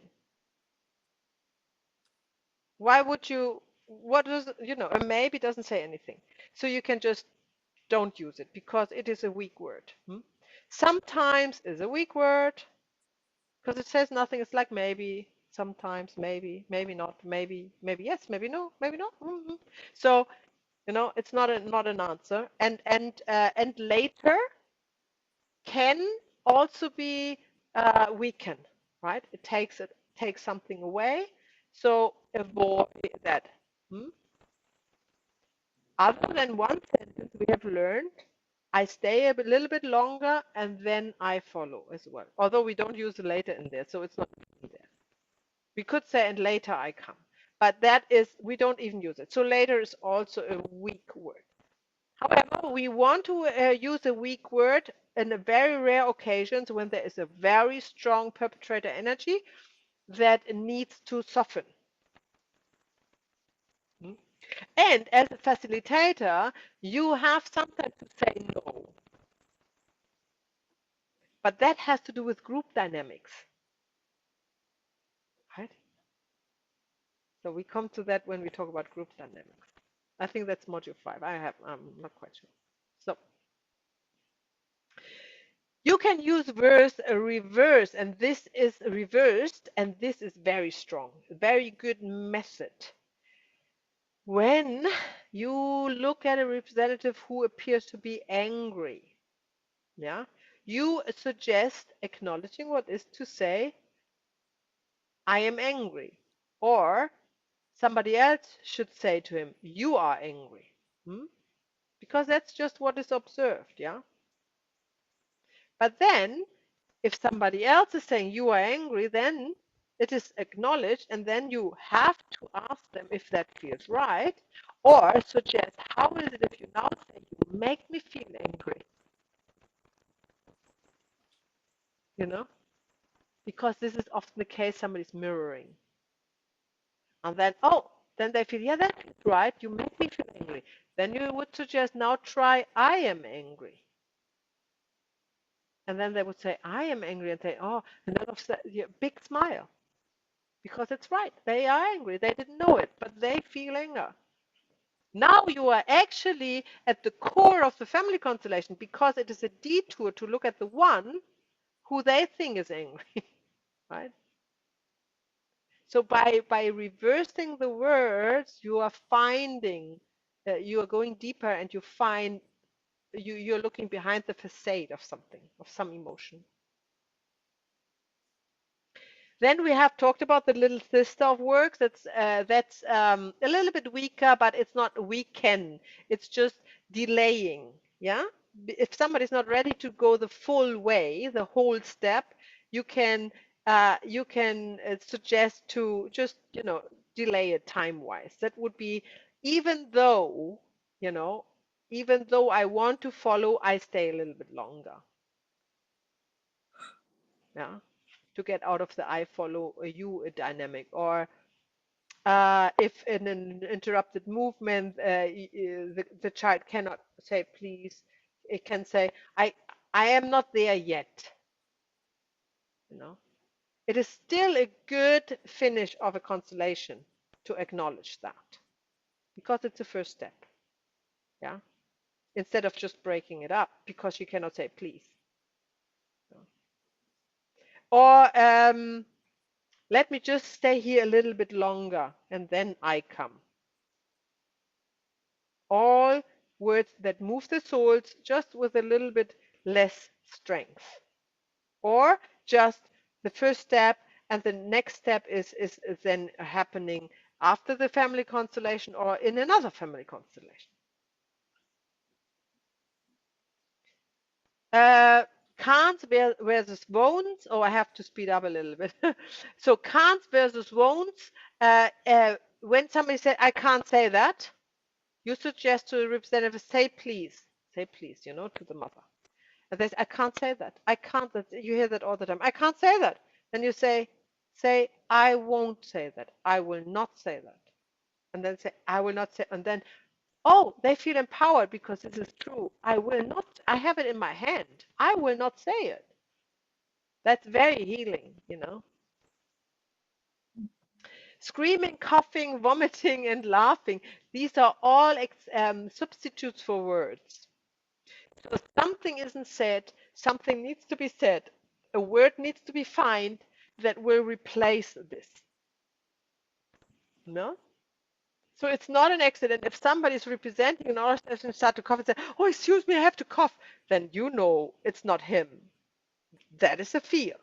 That is a gesture that's given to you to say to you, there is a word that isn't said yet. There needs to be said a word. Right? No words is very powerful. And this is what we also want to practice, is to be patient and wait what word is coming. Nothing needs to be rushed in the family constellation, no? Give it the time. Give the word the time to arise. Or give the representative time to resonate with the word. So you can either wait and see what word comes up that somebody needs to say, or you know the word, you know they have to say please, so you suggest to say please, and they can't say it. You wait. You wait a minute. Minutes can be very long. You wait a minute, maybe two, and then you say please. And then you wait, and very strong. And then sometimes also the representative doesn't need words. They are so connected, they just look at somebody else and it's all said and done. That's also possible. Especially if you work with a representative for a long time and for years. Like I have some of the trainees that I know for a long time. And when in the family constellation, I know already this has been said just by looking. So that's strength is also in no words. Okay, let's talk about gestures. Hands are very important, and also hands are also used virtually, so you can use hands virtually. Important. Hands can look like they are face up or down or fists. That's what you normally get, right? So fist, of course, is anger or aggression, perpetrator energy, but it can be disguised. It can be taken over from somebody else. So that doesn't mean in front of you is a perpetrator, right? It just is a perpetrator energy. Hands up normally means somebody wants something, yeah? And hands down is normally somebody doesn't want to receive anything. And you see that like this. Like, the arms are hanging down and you see that.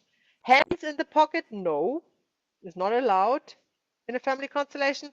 Hands crossed, also not allowed. Hands need to be at the side of the body, and then they can connect with the field. People, when they're representing, they like to hold their hands, and you just have to say, please let your hands go. Relax your hands. Head can be up, down, tilted, or cycling. That's what you normally see, right? So head up has two meanings. It can be arrogancy, especially if there is a child towards the mother or the father who looks like this, So it wants to be, it feels superior towards the parents. That's the most sign. Or it can be a sign for devotion. which is completely different. But from the context, it will be obvious. The head down is the same as eyes down. Head down, it's not the same. When the head is down, it is more like looking for something, as if something was lost. And in this case, when I see head down, I'm adding another person and see if they look at them, because something is lost. It's different to eyes down. We talk about that with eyes. The head tilted is a sign for feeling insecure, and a head circling is a sign for mental impairment. It can be mild, it can be confusion, mild, or it can be severe, like schizophrenia. That you know from the circumstances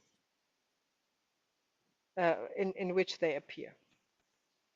Feet, normally they can stamp, or they can tremor, like they can do little shakes. That's what feet normally do.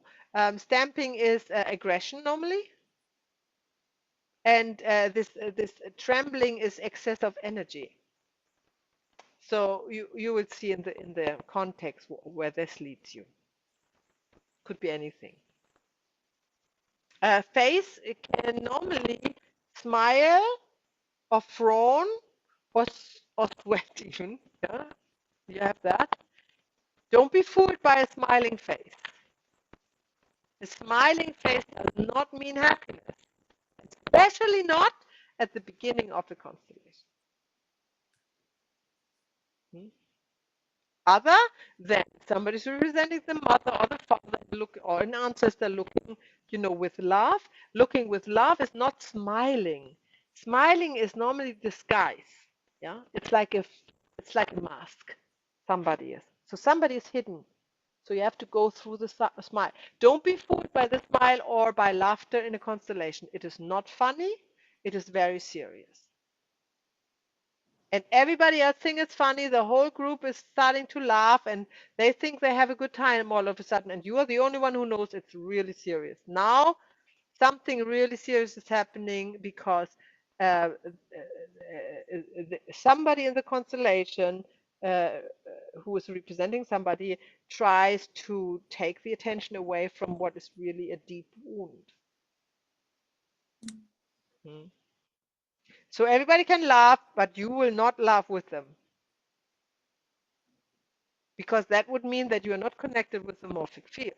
Because when you're connected with the morphic field, you are very focused because oh, there is really something going on. Something really deep. So you would say, well, that's what I say, this is serious. And then everybody would stop laughing. You would see.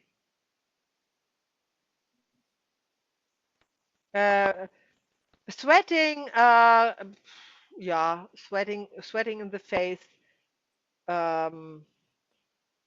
unconfident in any degrees. So I'm not, the context will tell you that. But I want you just to notice it.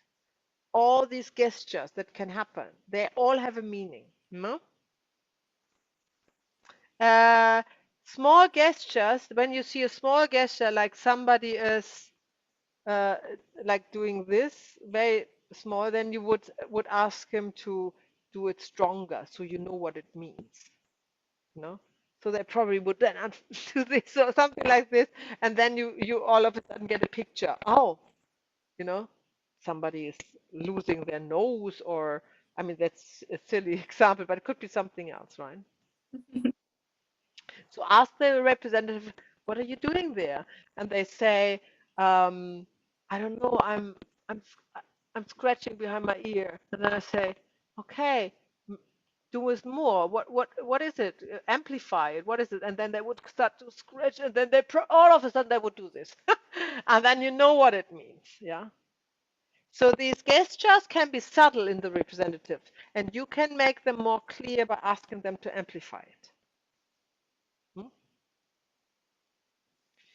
Overall body language is quite obvious. It is what it is in real life as well.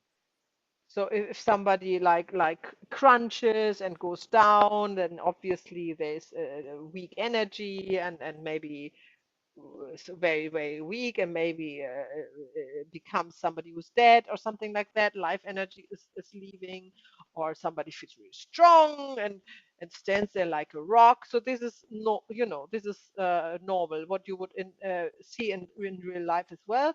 Same in the family constellation. So you just have to interpret it in the correct way in a family constellation, because they are representing somebody. It's not the personality of this person. So you're looking for, there's somebody strong, maybe too strong. That's all you know. You need to notice this. Then in the family constellation, it will reveal itself why that is and what it means. Eye contact, very important. First of all, the representative has to open their eyes. They cannot. Sometimes you know what, when we start a constellation, we maybe ask them to close eyes and take a deep breath so they get out of their whatever head and where they come from and who they are, and then connect with the field and then open the eyes. Yeah. Now some are a little bit insecure and they don't know where to look at, especially if they are new to family constellation and they don't want to open the eyes or they forget it. You have to ask them, open your eyes. Open your eyes. And when they say, I really try, I can't, now this is then obviously they're already representing. But other than that, and that's not very often, especially not in the beginning of a constellation, you would ask them, open your eyes. Now, when the representative has their eyes closed, after you have started the constellation, so they are already connected, then there are two ways that you normally see it, either standing or lying down. Eyes closed, lying down is representing a victim that is at peace. Yeah. Eyes down, eyes closed means the dead person knows they are dead and they are okay with it.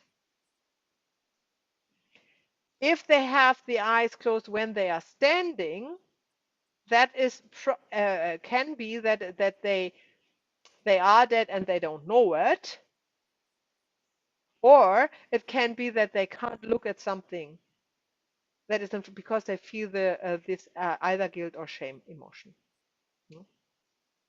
So then they can't open their eyes. We have eye contact towards someone. That's important, to apply words of power. If somebody's looking away from somebody, obviously they're disconnected. So that's something you have to notice. They are disconnected. They can look up or down. If they look up, they are normally looking for higher support, if you will. But when they're looking down, they are definitely looking for somebody who's missing, who is dead. So when in a constellation somebody is looking down, and I'm like, the head down is different to looking down, right? Looking down is like this, head down is like this. Okay, different. When they have the eyes down, they are looking at somebody who is dead and missing in the constellation. So you would ask another representative to lay down in front of them, exactly where the eye is looking at, not somewhere. And they will tell you, no, not there, here. And it's just half a meter next to it. They will tell you exactly why, where this needs to go. What else do we have? Up, down, into the distance. Looking into the distance often means to leave, often leave into the death. They even want to go out of the door, or looking into the distance can also sometimes mean something is over and they want to start something new. But that would be only at the end of a constellation. That cannot happen at the beginning or in the middle. So when somebody looks in the distance at the start of a constellation, that means they want to follow somebody into death who is not there yet. Most likely with the I follow you dynamic. So you would place another representative there where they look at and see if that is a correct assumption.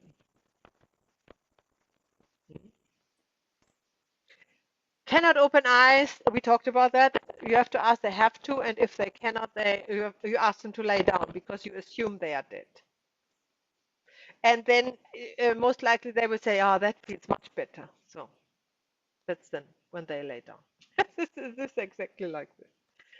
Tears in the eyes, it's always good. Every tear shed is a relief. Every single tear.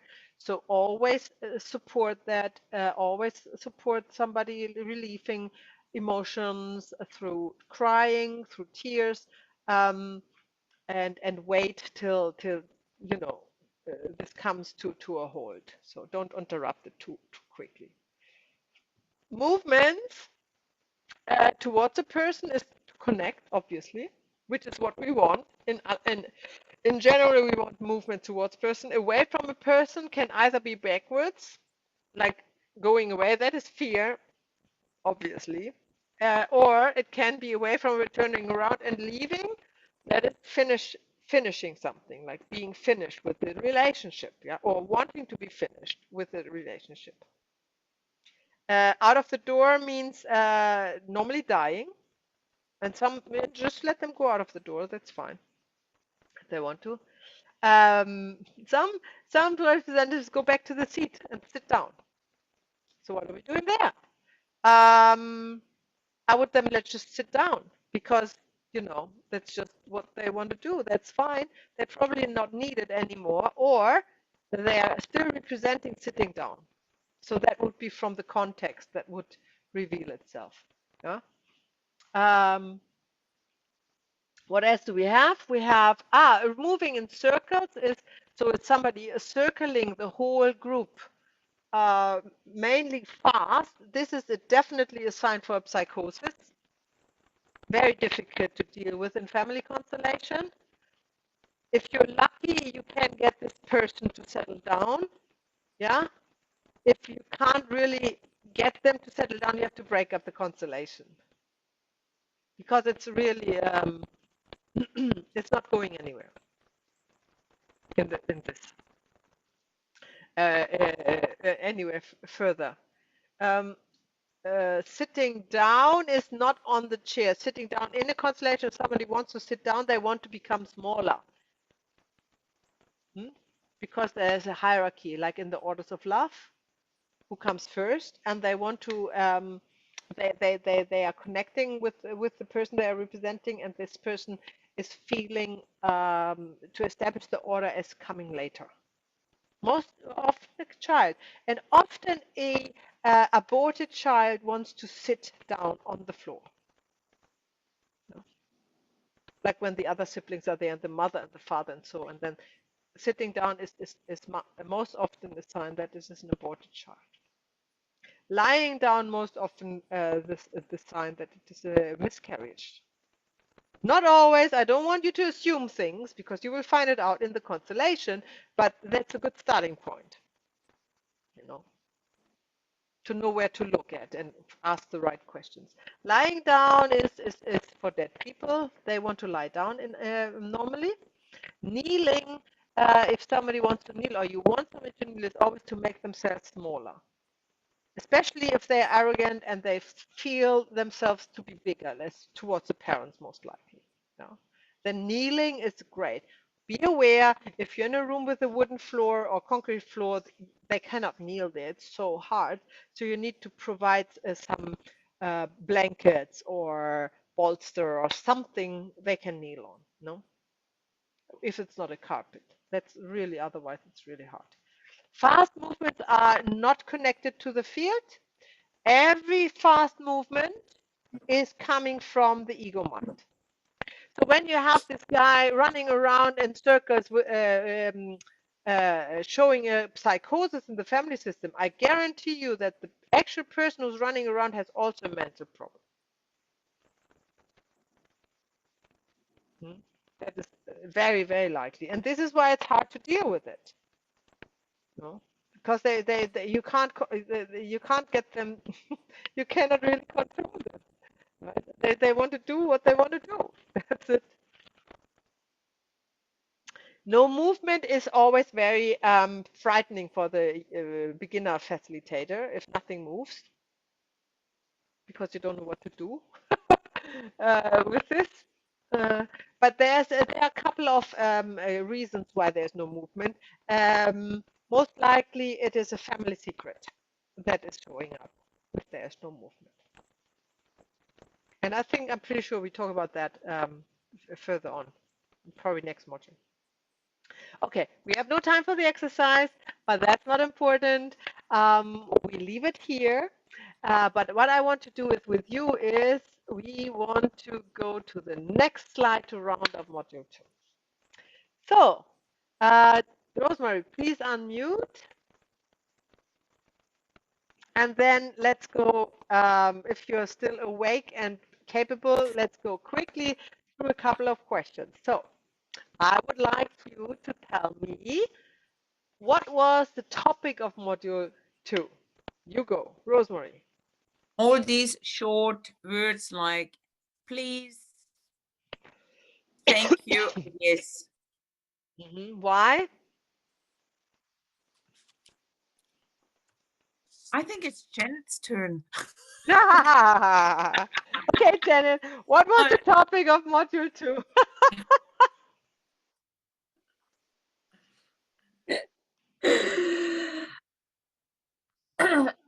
I'm trying to be up right now. Yeah, it's late. Rosemary. I think it's to mend situations with these Finding words what to meant. move. Yeah. Finding that what heals. How do we do that? How do we find it? Yeah, very good. Name 3 things that you have learned in this module. You go first, Janet. 3 things that I have learned. Like speaking of today's or yesterday or the day before. Okay. 3 things that I have learned is one thing that really caught my attention was forgiving and forgetting. Very good. So I really like that. Also, what we talked about today was having the fear of death is a trauma, because I didn't know that. And I know that's something I'm not going to lie, I do have that fear. And I've had that fear before where I'm like having a panic attack, or I constantly get in my mind about fear of just passing. And when you brought it up and you explained it, I was like, like it resonates. Like everything we're talking about resonates with like things that I go through. And then a third one is the main 3 keywords: yes, please, and thank you. Wonderful. Thank you so much for your feedback. Now, I assure you, you will never forget these 3 things. They will always stick with you. Yeah.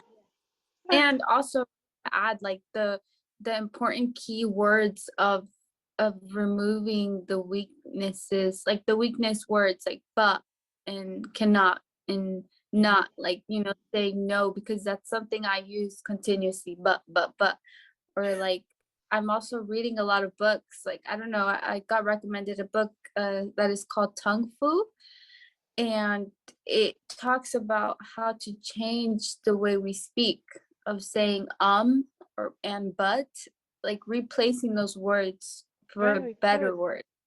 Wonderful. So I'm like learning, like, and so when you said it, it's like more of a reminder, more like it's put in front of me to use it. Yeah. Yeah. Wonderful. Well, sounds like you had a full, a steep learning curve this weekend. Yes. That's wonderful. Right. And Rosemary. Well, I missed the one yesterday. And what I learned, to be precise in a way to say what I see. I already tried to do that today. You see, in a way, you see something, you say, well, like, oh, this horse is tired, or this dog is skinny, or things like this. It's not that easy. No. I thought it should come I was quite surprised. Mm. I was quite surprised that it was a little bit like, whoa, I need to do more work there. And I found it very, very interesting with the thank you, how you explained that. Mhm. In a way, also with the 15-second thing, that if you say a thank you for 15 seconds to a acquaintance or a stranger, you build a relationship, and Yeah. then, like you say, it goes, it never ends. Exactly. I find it very interesting to say, like, we cut the ties and move on with thank you. I really like that. Mhm. And also, I, like Janet said, with the but, also, we use that, or I use that in a way without noticing. Mhm. Or also, I use a lot of no when I discuss something with my husband. Ah, very good. Very good observed. Now this is an exercise for you, Rosemary. Tomorrow or tonight, whatever. You do not use the word no with your husband. No, no, no, but.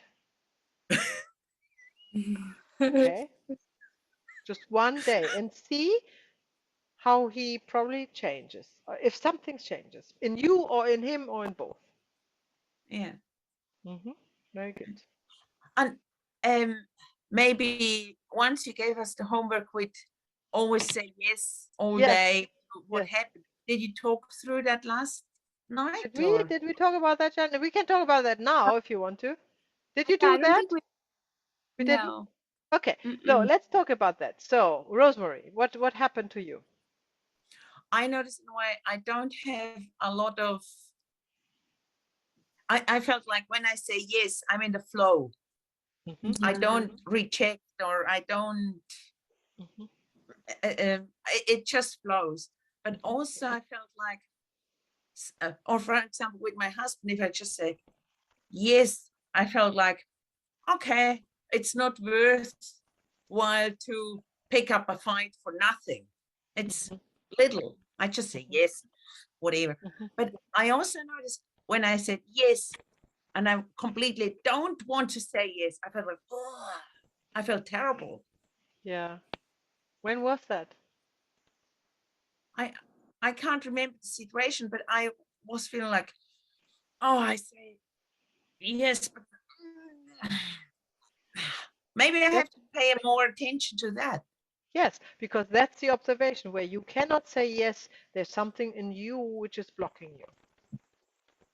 And what do I do about that? Well, you just you try to so whatever, I don't know the situation, you need to know the situation, what has happened before, what are you reacting to, what you cannot agree to. Yeah. And then just try to contemplate if that reminds you of something, and maybe you have done that, maybe your father has done that or your mother has done that, and something it will remind you of something. You're kind of inquiring for yourself Okay. where Good it homework. might come from. Okay. You Thank you might much. get the information. Yeah. And now tell us about, if we say yes all day, what is your experience? Janet, Oh, you're talking to me? I think so. um so I feel like I feel the same way you're saying, like it flows. It's recharging for me, because I noticed in the past I wasn't able to do that, Mm-hmm. or necessarily know how to. And now that I've put that into practice, it feels like a lot of like a recharge. Like I feel good about it. Like I don't hold back for it. Like like when we sit down and you're like, I don't want to do it. Like I feel more like a to direct, like being direct, like you said, Maya, and like how we see, for example, like if we see a person, like a homeless person, like being direct about it and not sitting down and thinking about it before saying it. Mm. Wonderful. So yes, yes, yes. When you are agreeing to what is, just acknowledging it. You're not, that's all. Um, that's so funny. So if I do this exercise, I have done this exercise. I did also executive trainings. That's another story. Years ago, that was one of the exercises. And then somebody said to me, because they are all about money, of course. Then somebody said to me, I cannot say yes if somebody comes to me and says, "Give me all your money." You know, what kind of exercise is this? And then I said to him, you have to agree. I mean, let alone that will never happen. But I just said to him, you have to agree to not to give your money. You have to agree to that somebody is demanding all your money. That's the agreement. Of course, you're not giving anybody anything. That's not the yes. That's not the yes. That's just like Jesus in the Bible gives his last whatever. That's not what the exercise. The exercise is to acknowledging what is, and there is yes, there is somebody who wants all my money. Instead of going, oh no, oh my gosh, I'm getting poor, and all this what there comes up. This is not the exercise. We're agreeing to what is. You don't need to give your last whatever. This is not the exercise. Is a mental exercise in the mind. It's not. You don't have to act on it. Yeah. You can also agree to your You can also agree to your reaction. So, for example, somebody asks you, which never will happen, but you just assume somebody asks you, give me your house and your land. You say, and your reaction, oh God, now I have to say yes or what, and your anxiety, and then you can agree to that. This makes you anxious. Yes, this makes me anxious. Okay. That's also an agreement. So to stay in the flow, what Janet has described, this going forward, this flowing like water flowing, you go forward, you go with the water, you go forward. This can only happen if you acknowledge what is, which means a yes, if it's in agreement, That doesn't mean that you are agreeing with the subject. That's not the case. If somebody says to me, tomorrow you vote for Labour, you don't have to say, yes, I vote for Labour. No? So you can say, yes, somebody wants to talk to me about politics and wants me to do something. Yes, I react a little bit reluctant. That's all a yes. That's all a yes. It's just acknowledging what is. Very Brilliant. Good. Awesome. So, what of all the topics, just briefly, what was interested you the most? One thing. Just tonight. Whatever comes to your mind, one thing.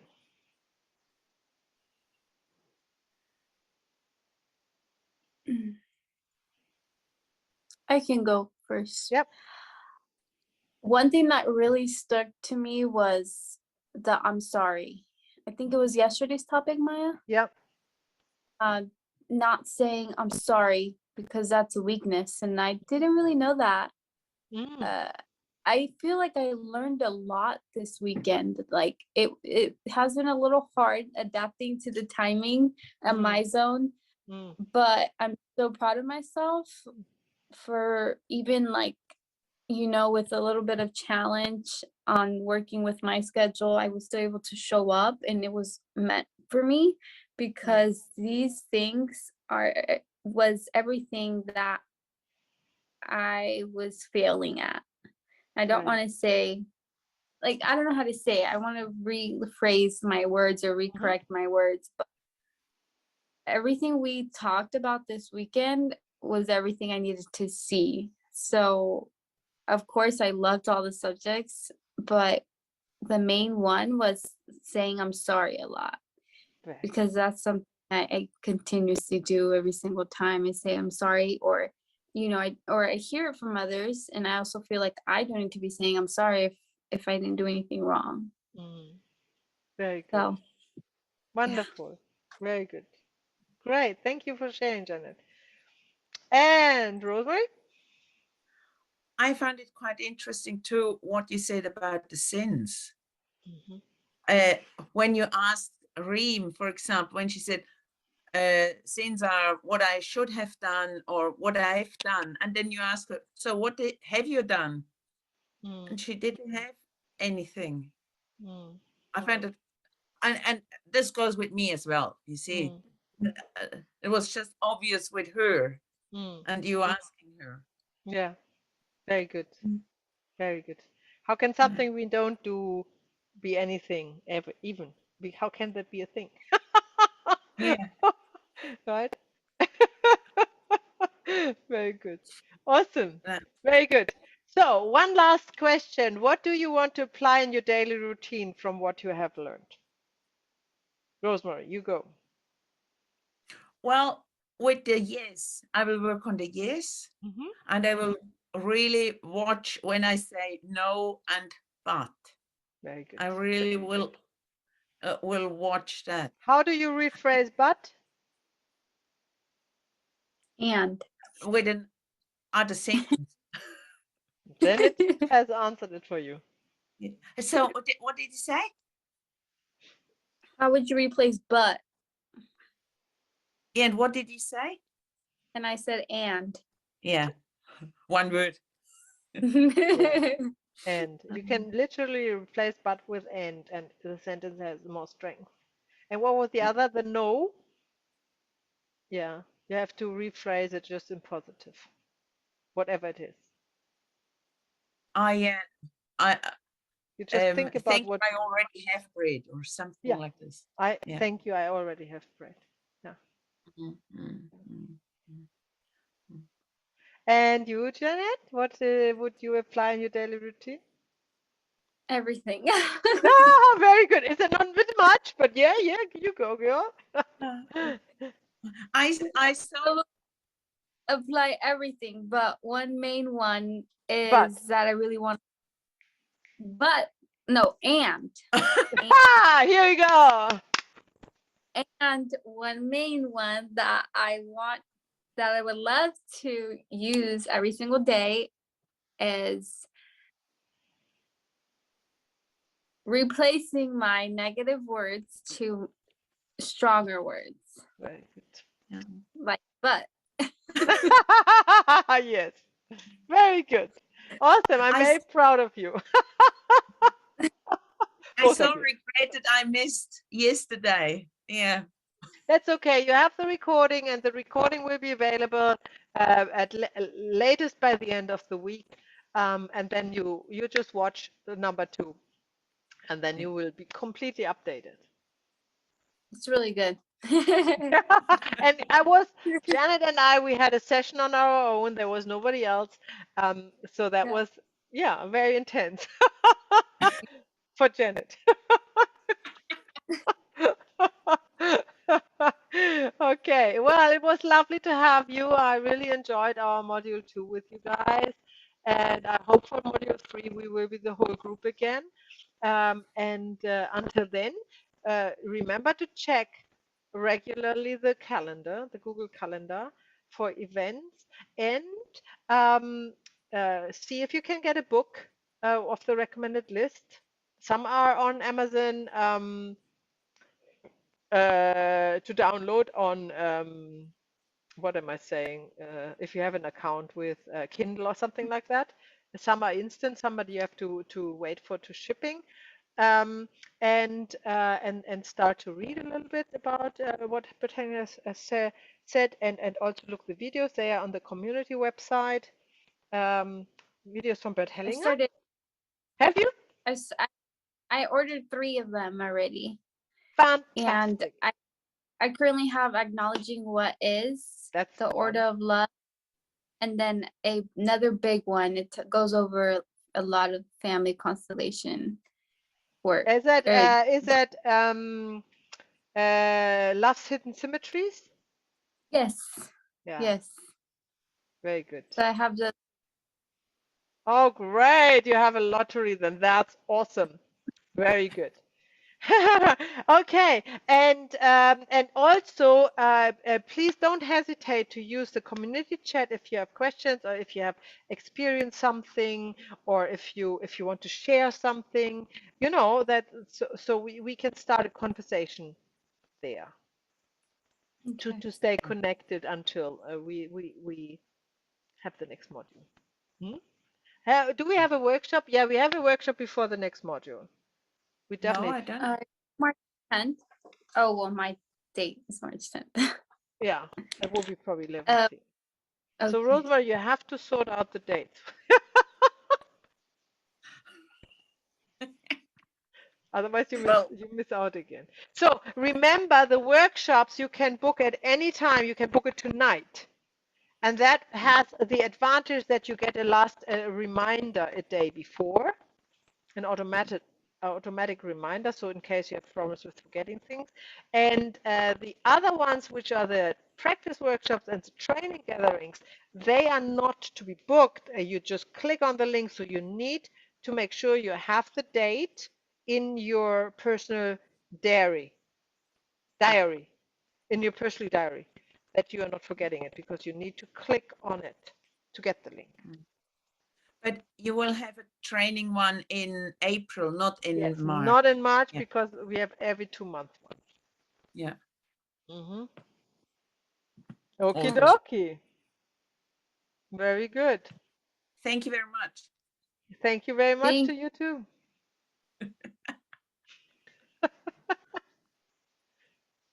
I wish you a lovely, lovely evening, night. Sleep well. Nighty night. See you soon. Nighty Thank night. Good night. Bye. Thank you. See you, Jenna. Bye. Bye, Bye. Maya.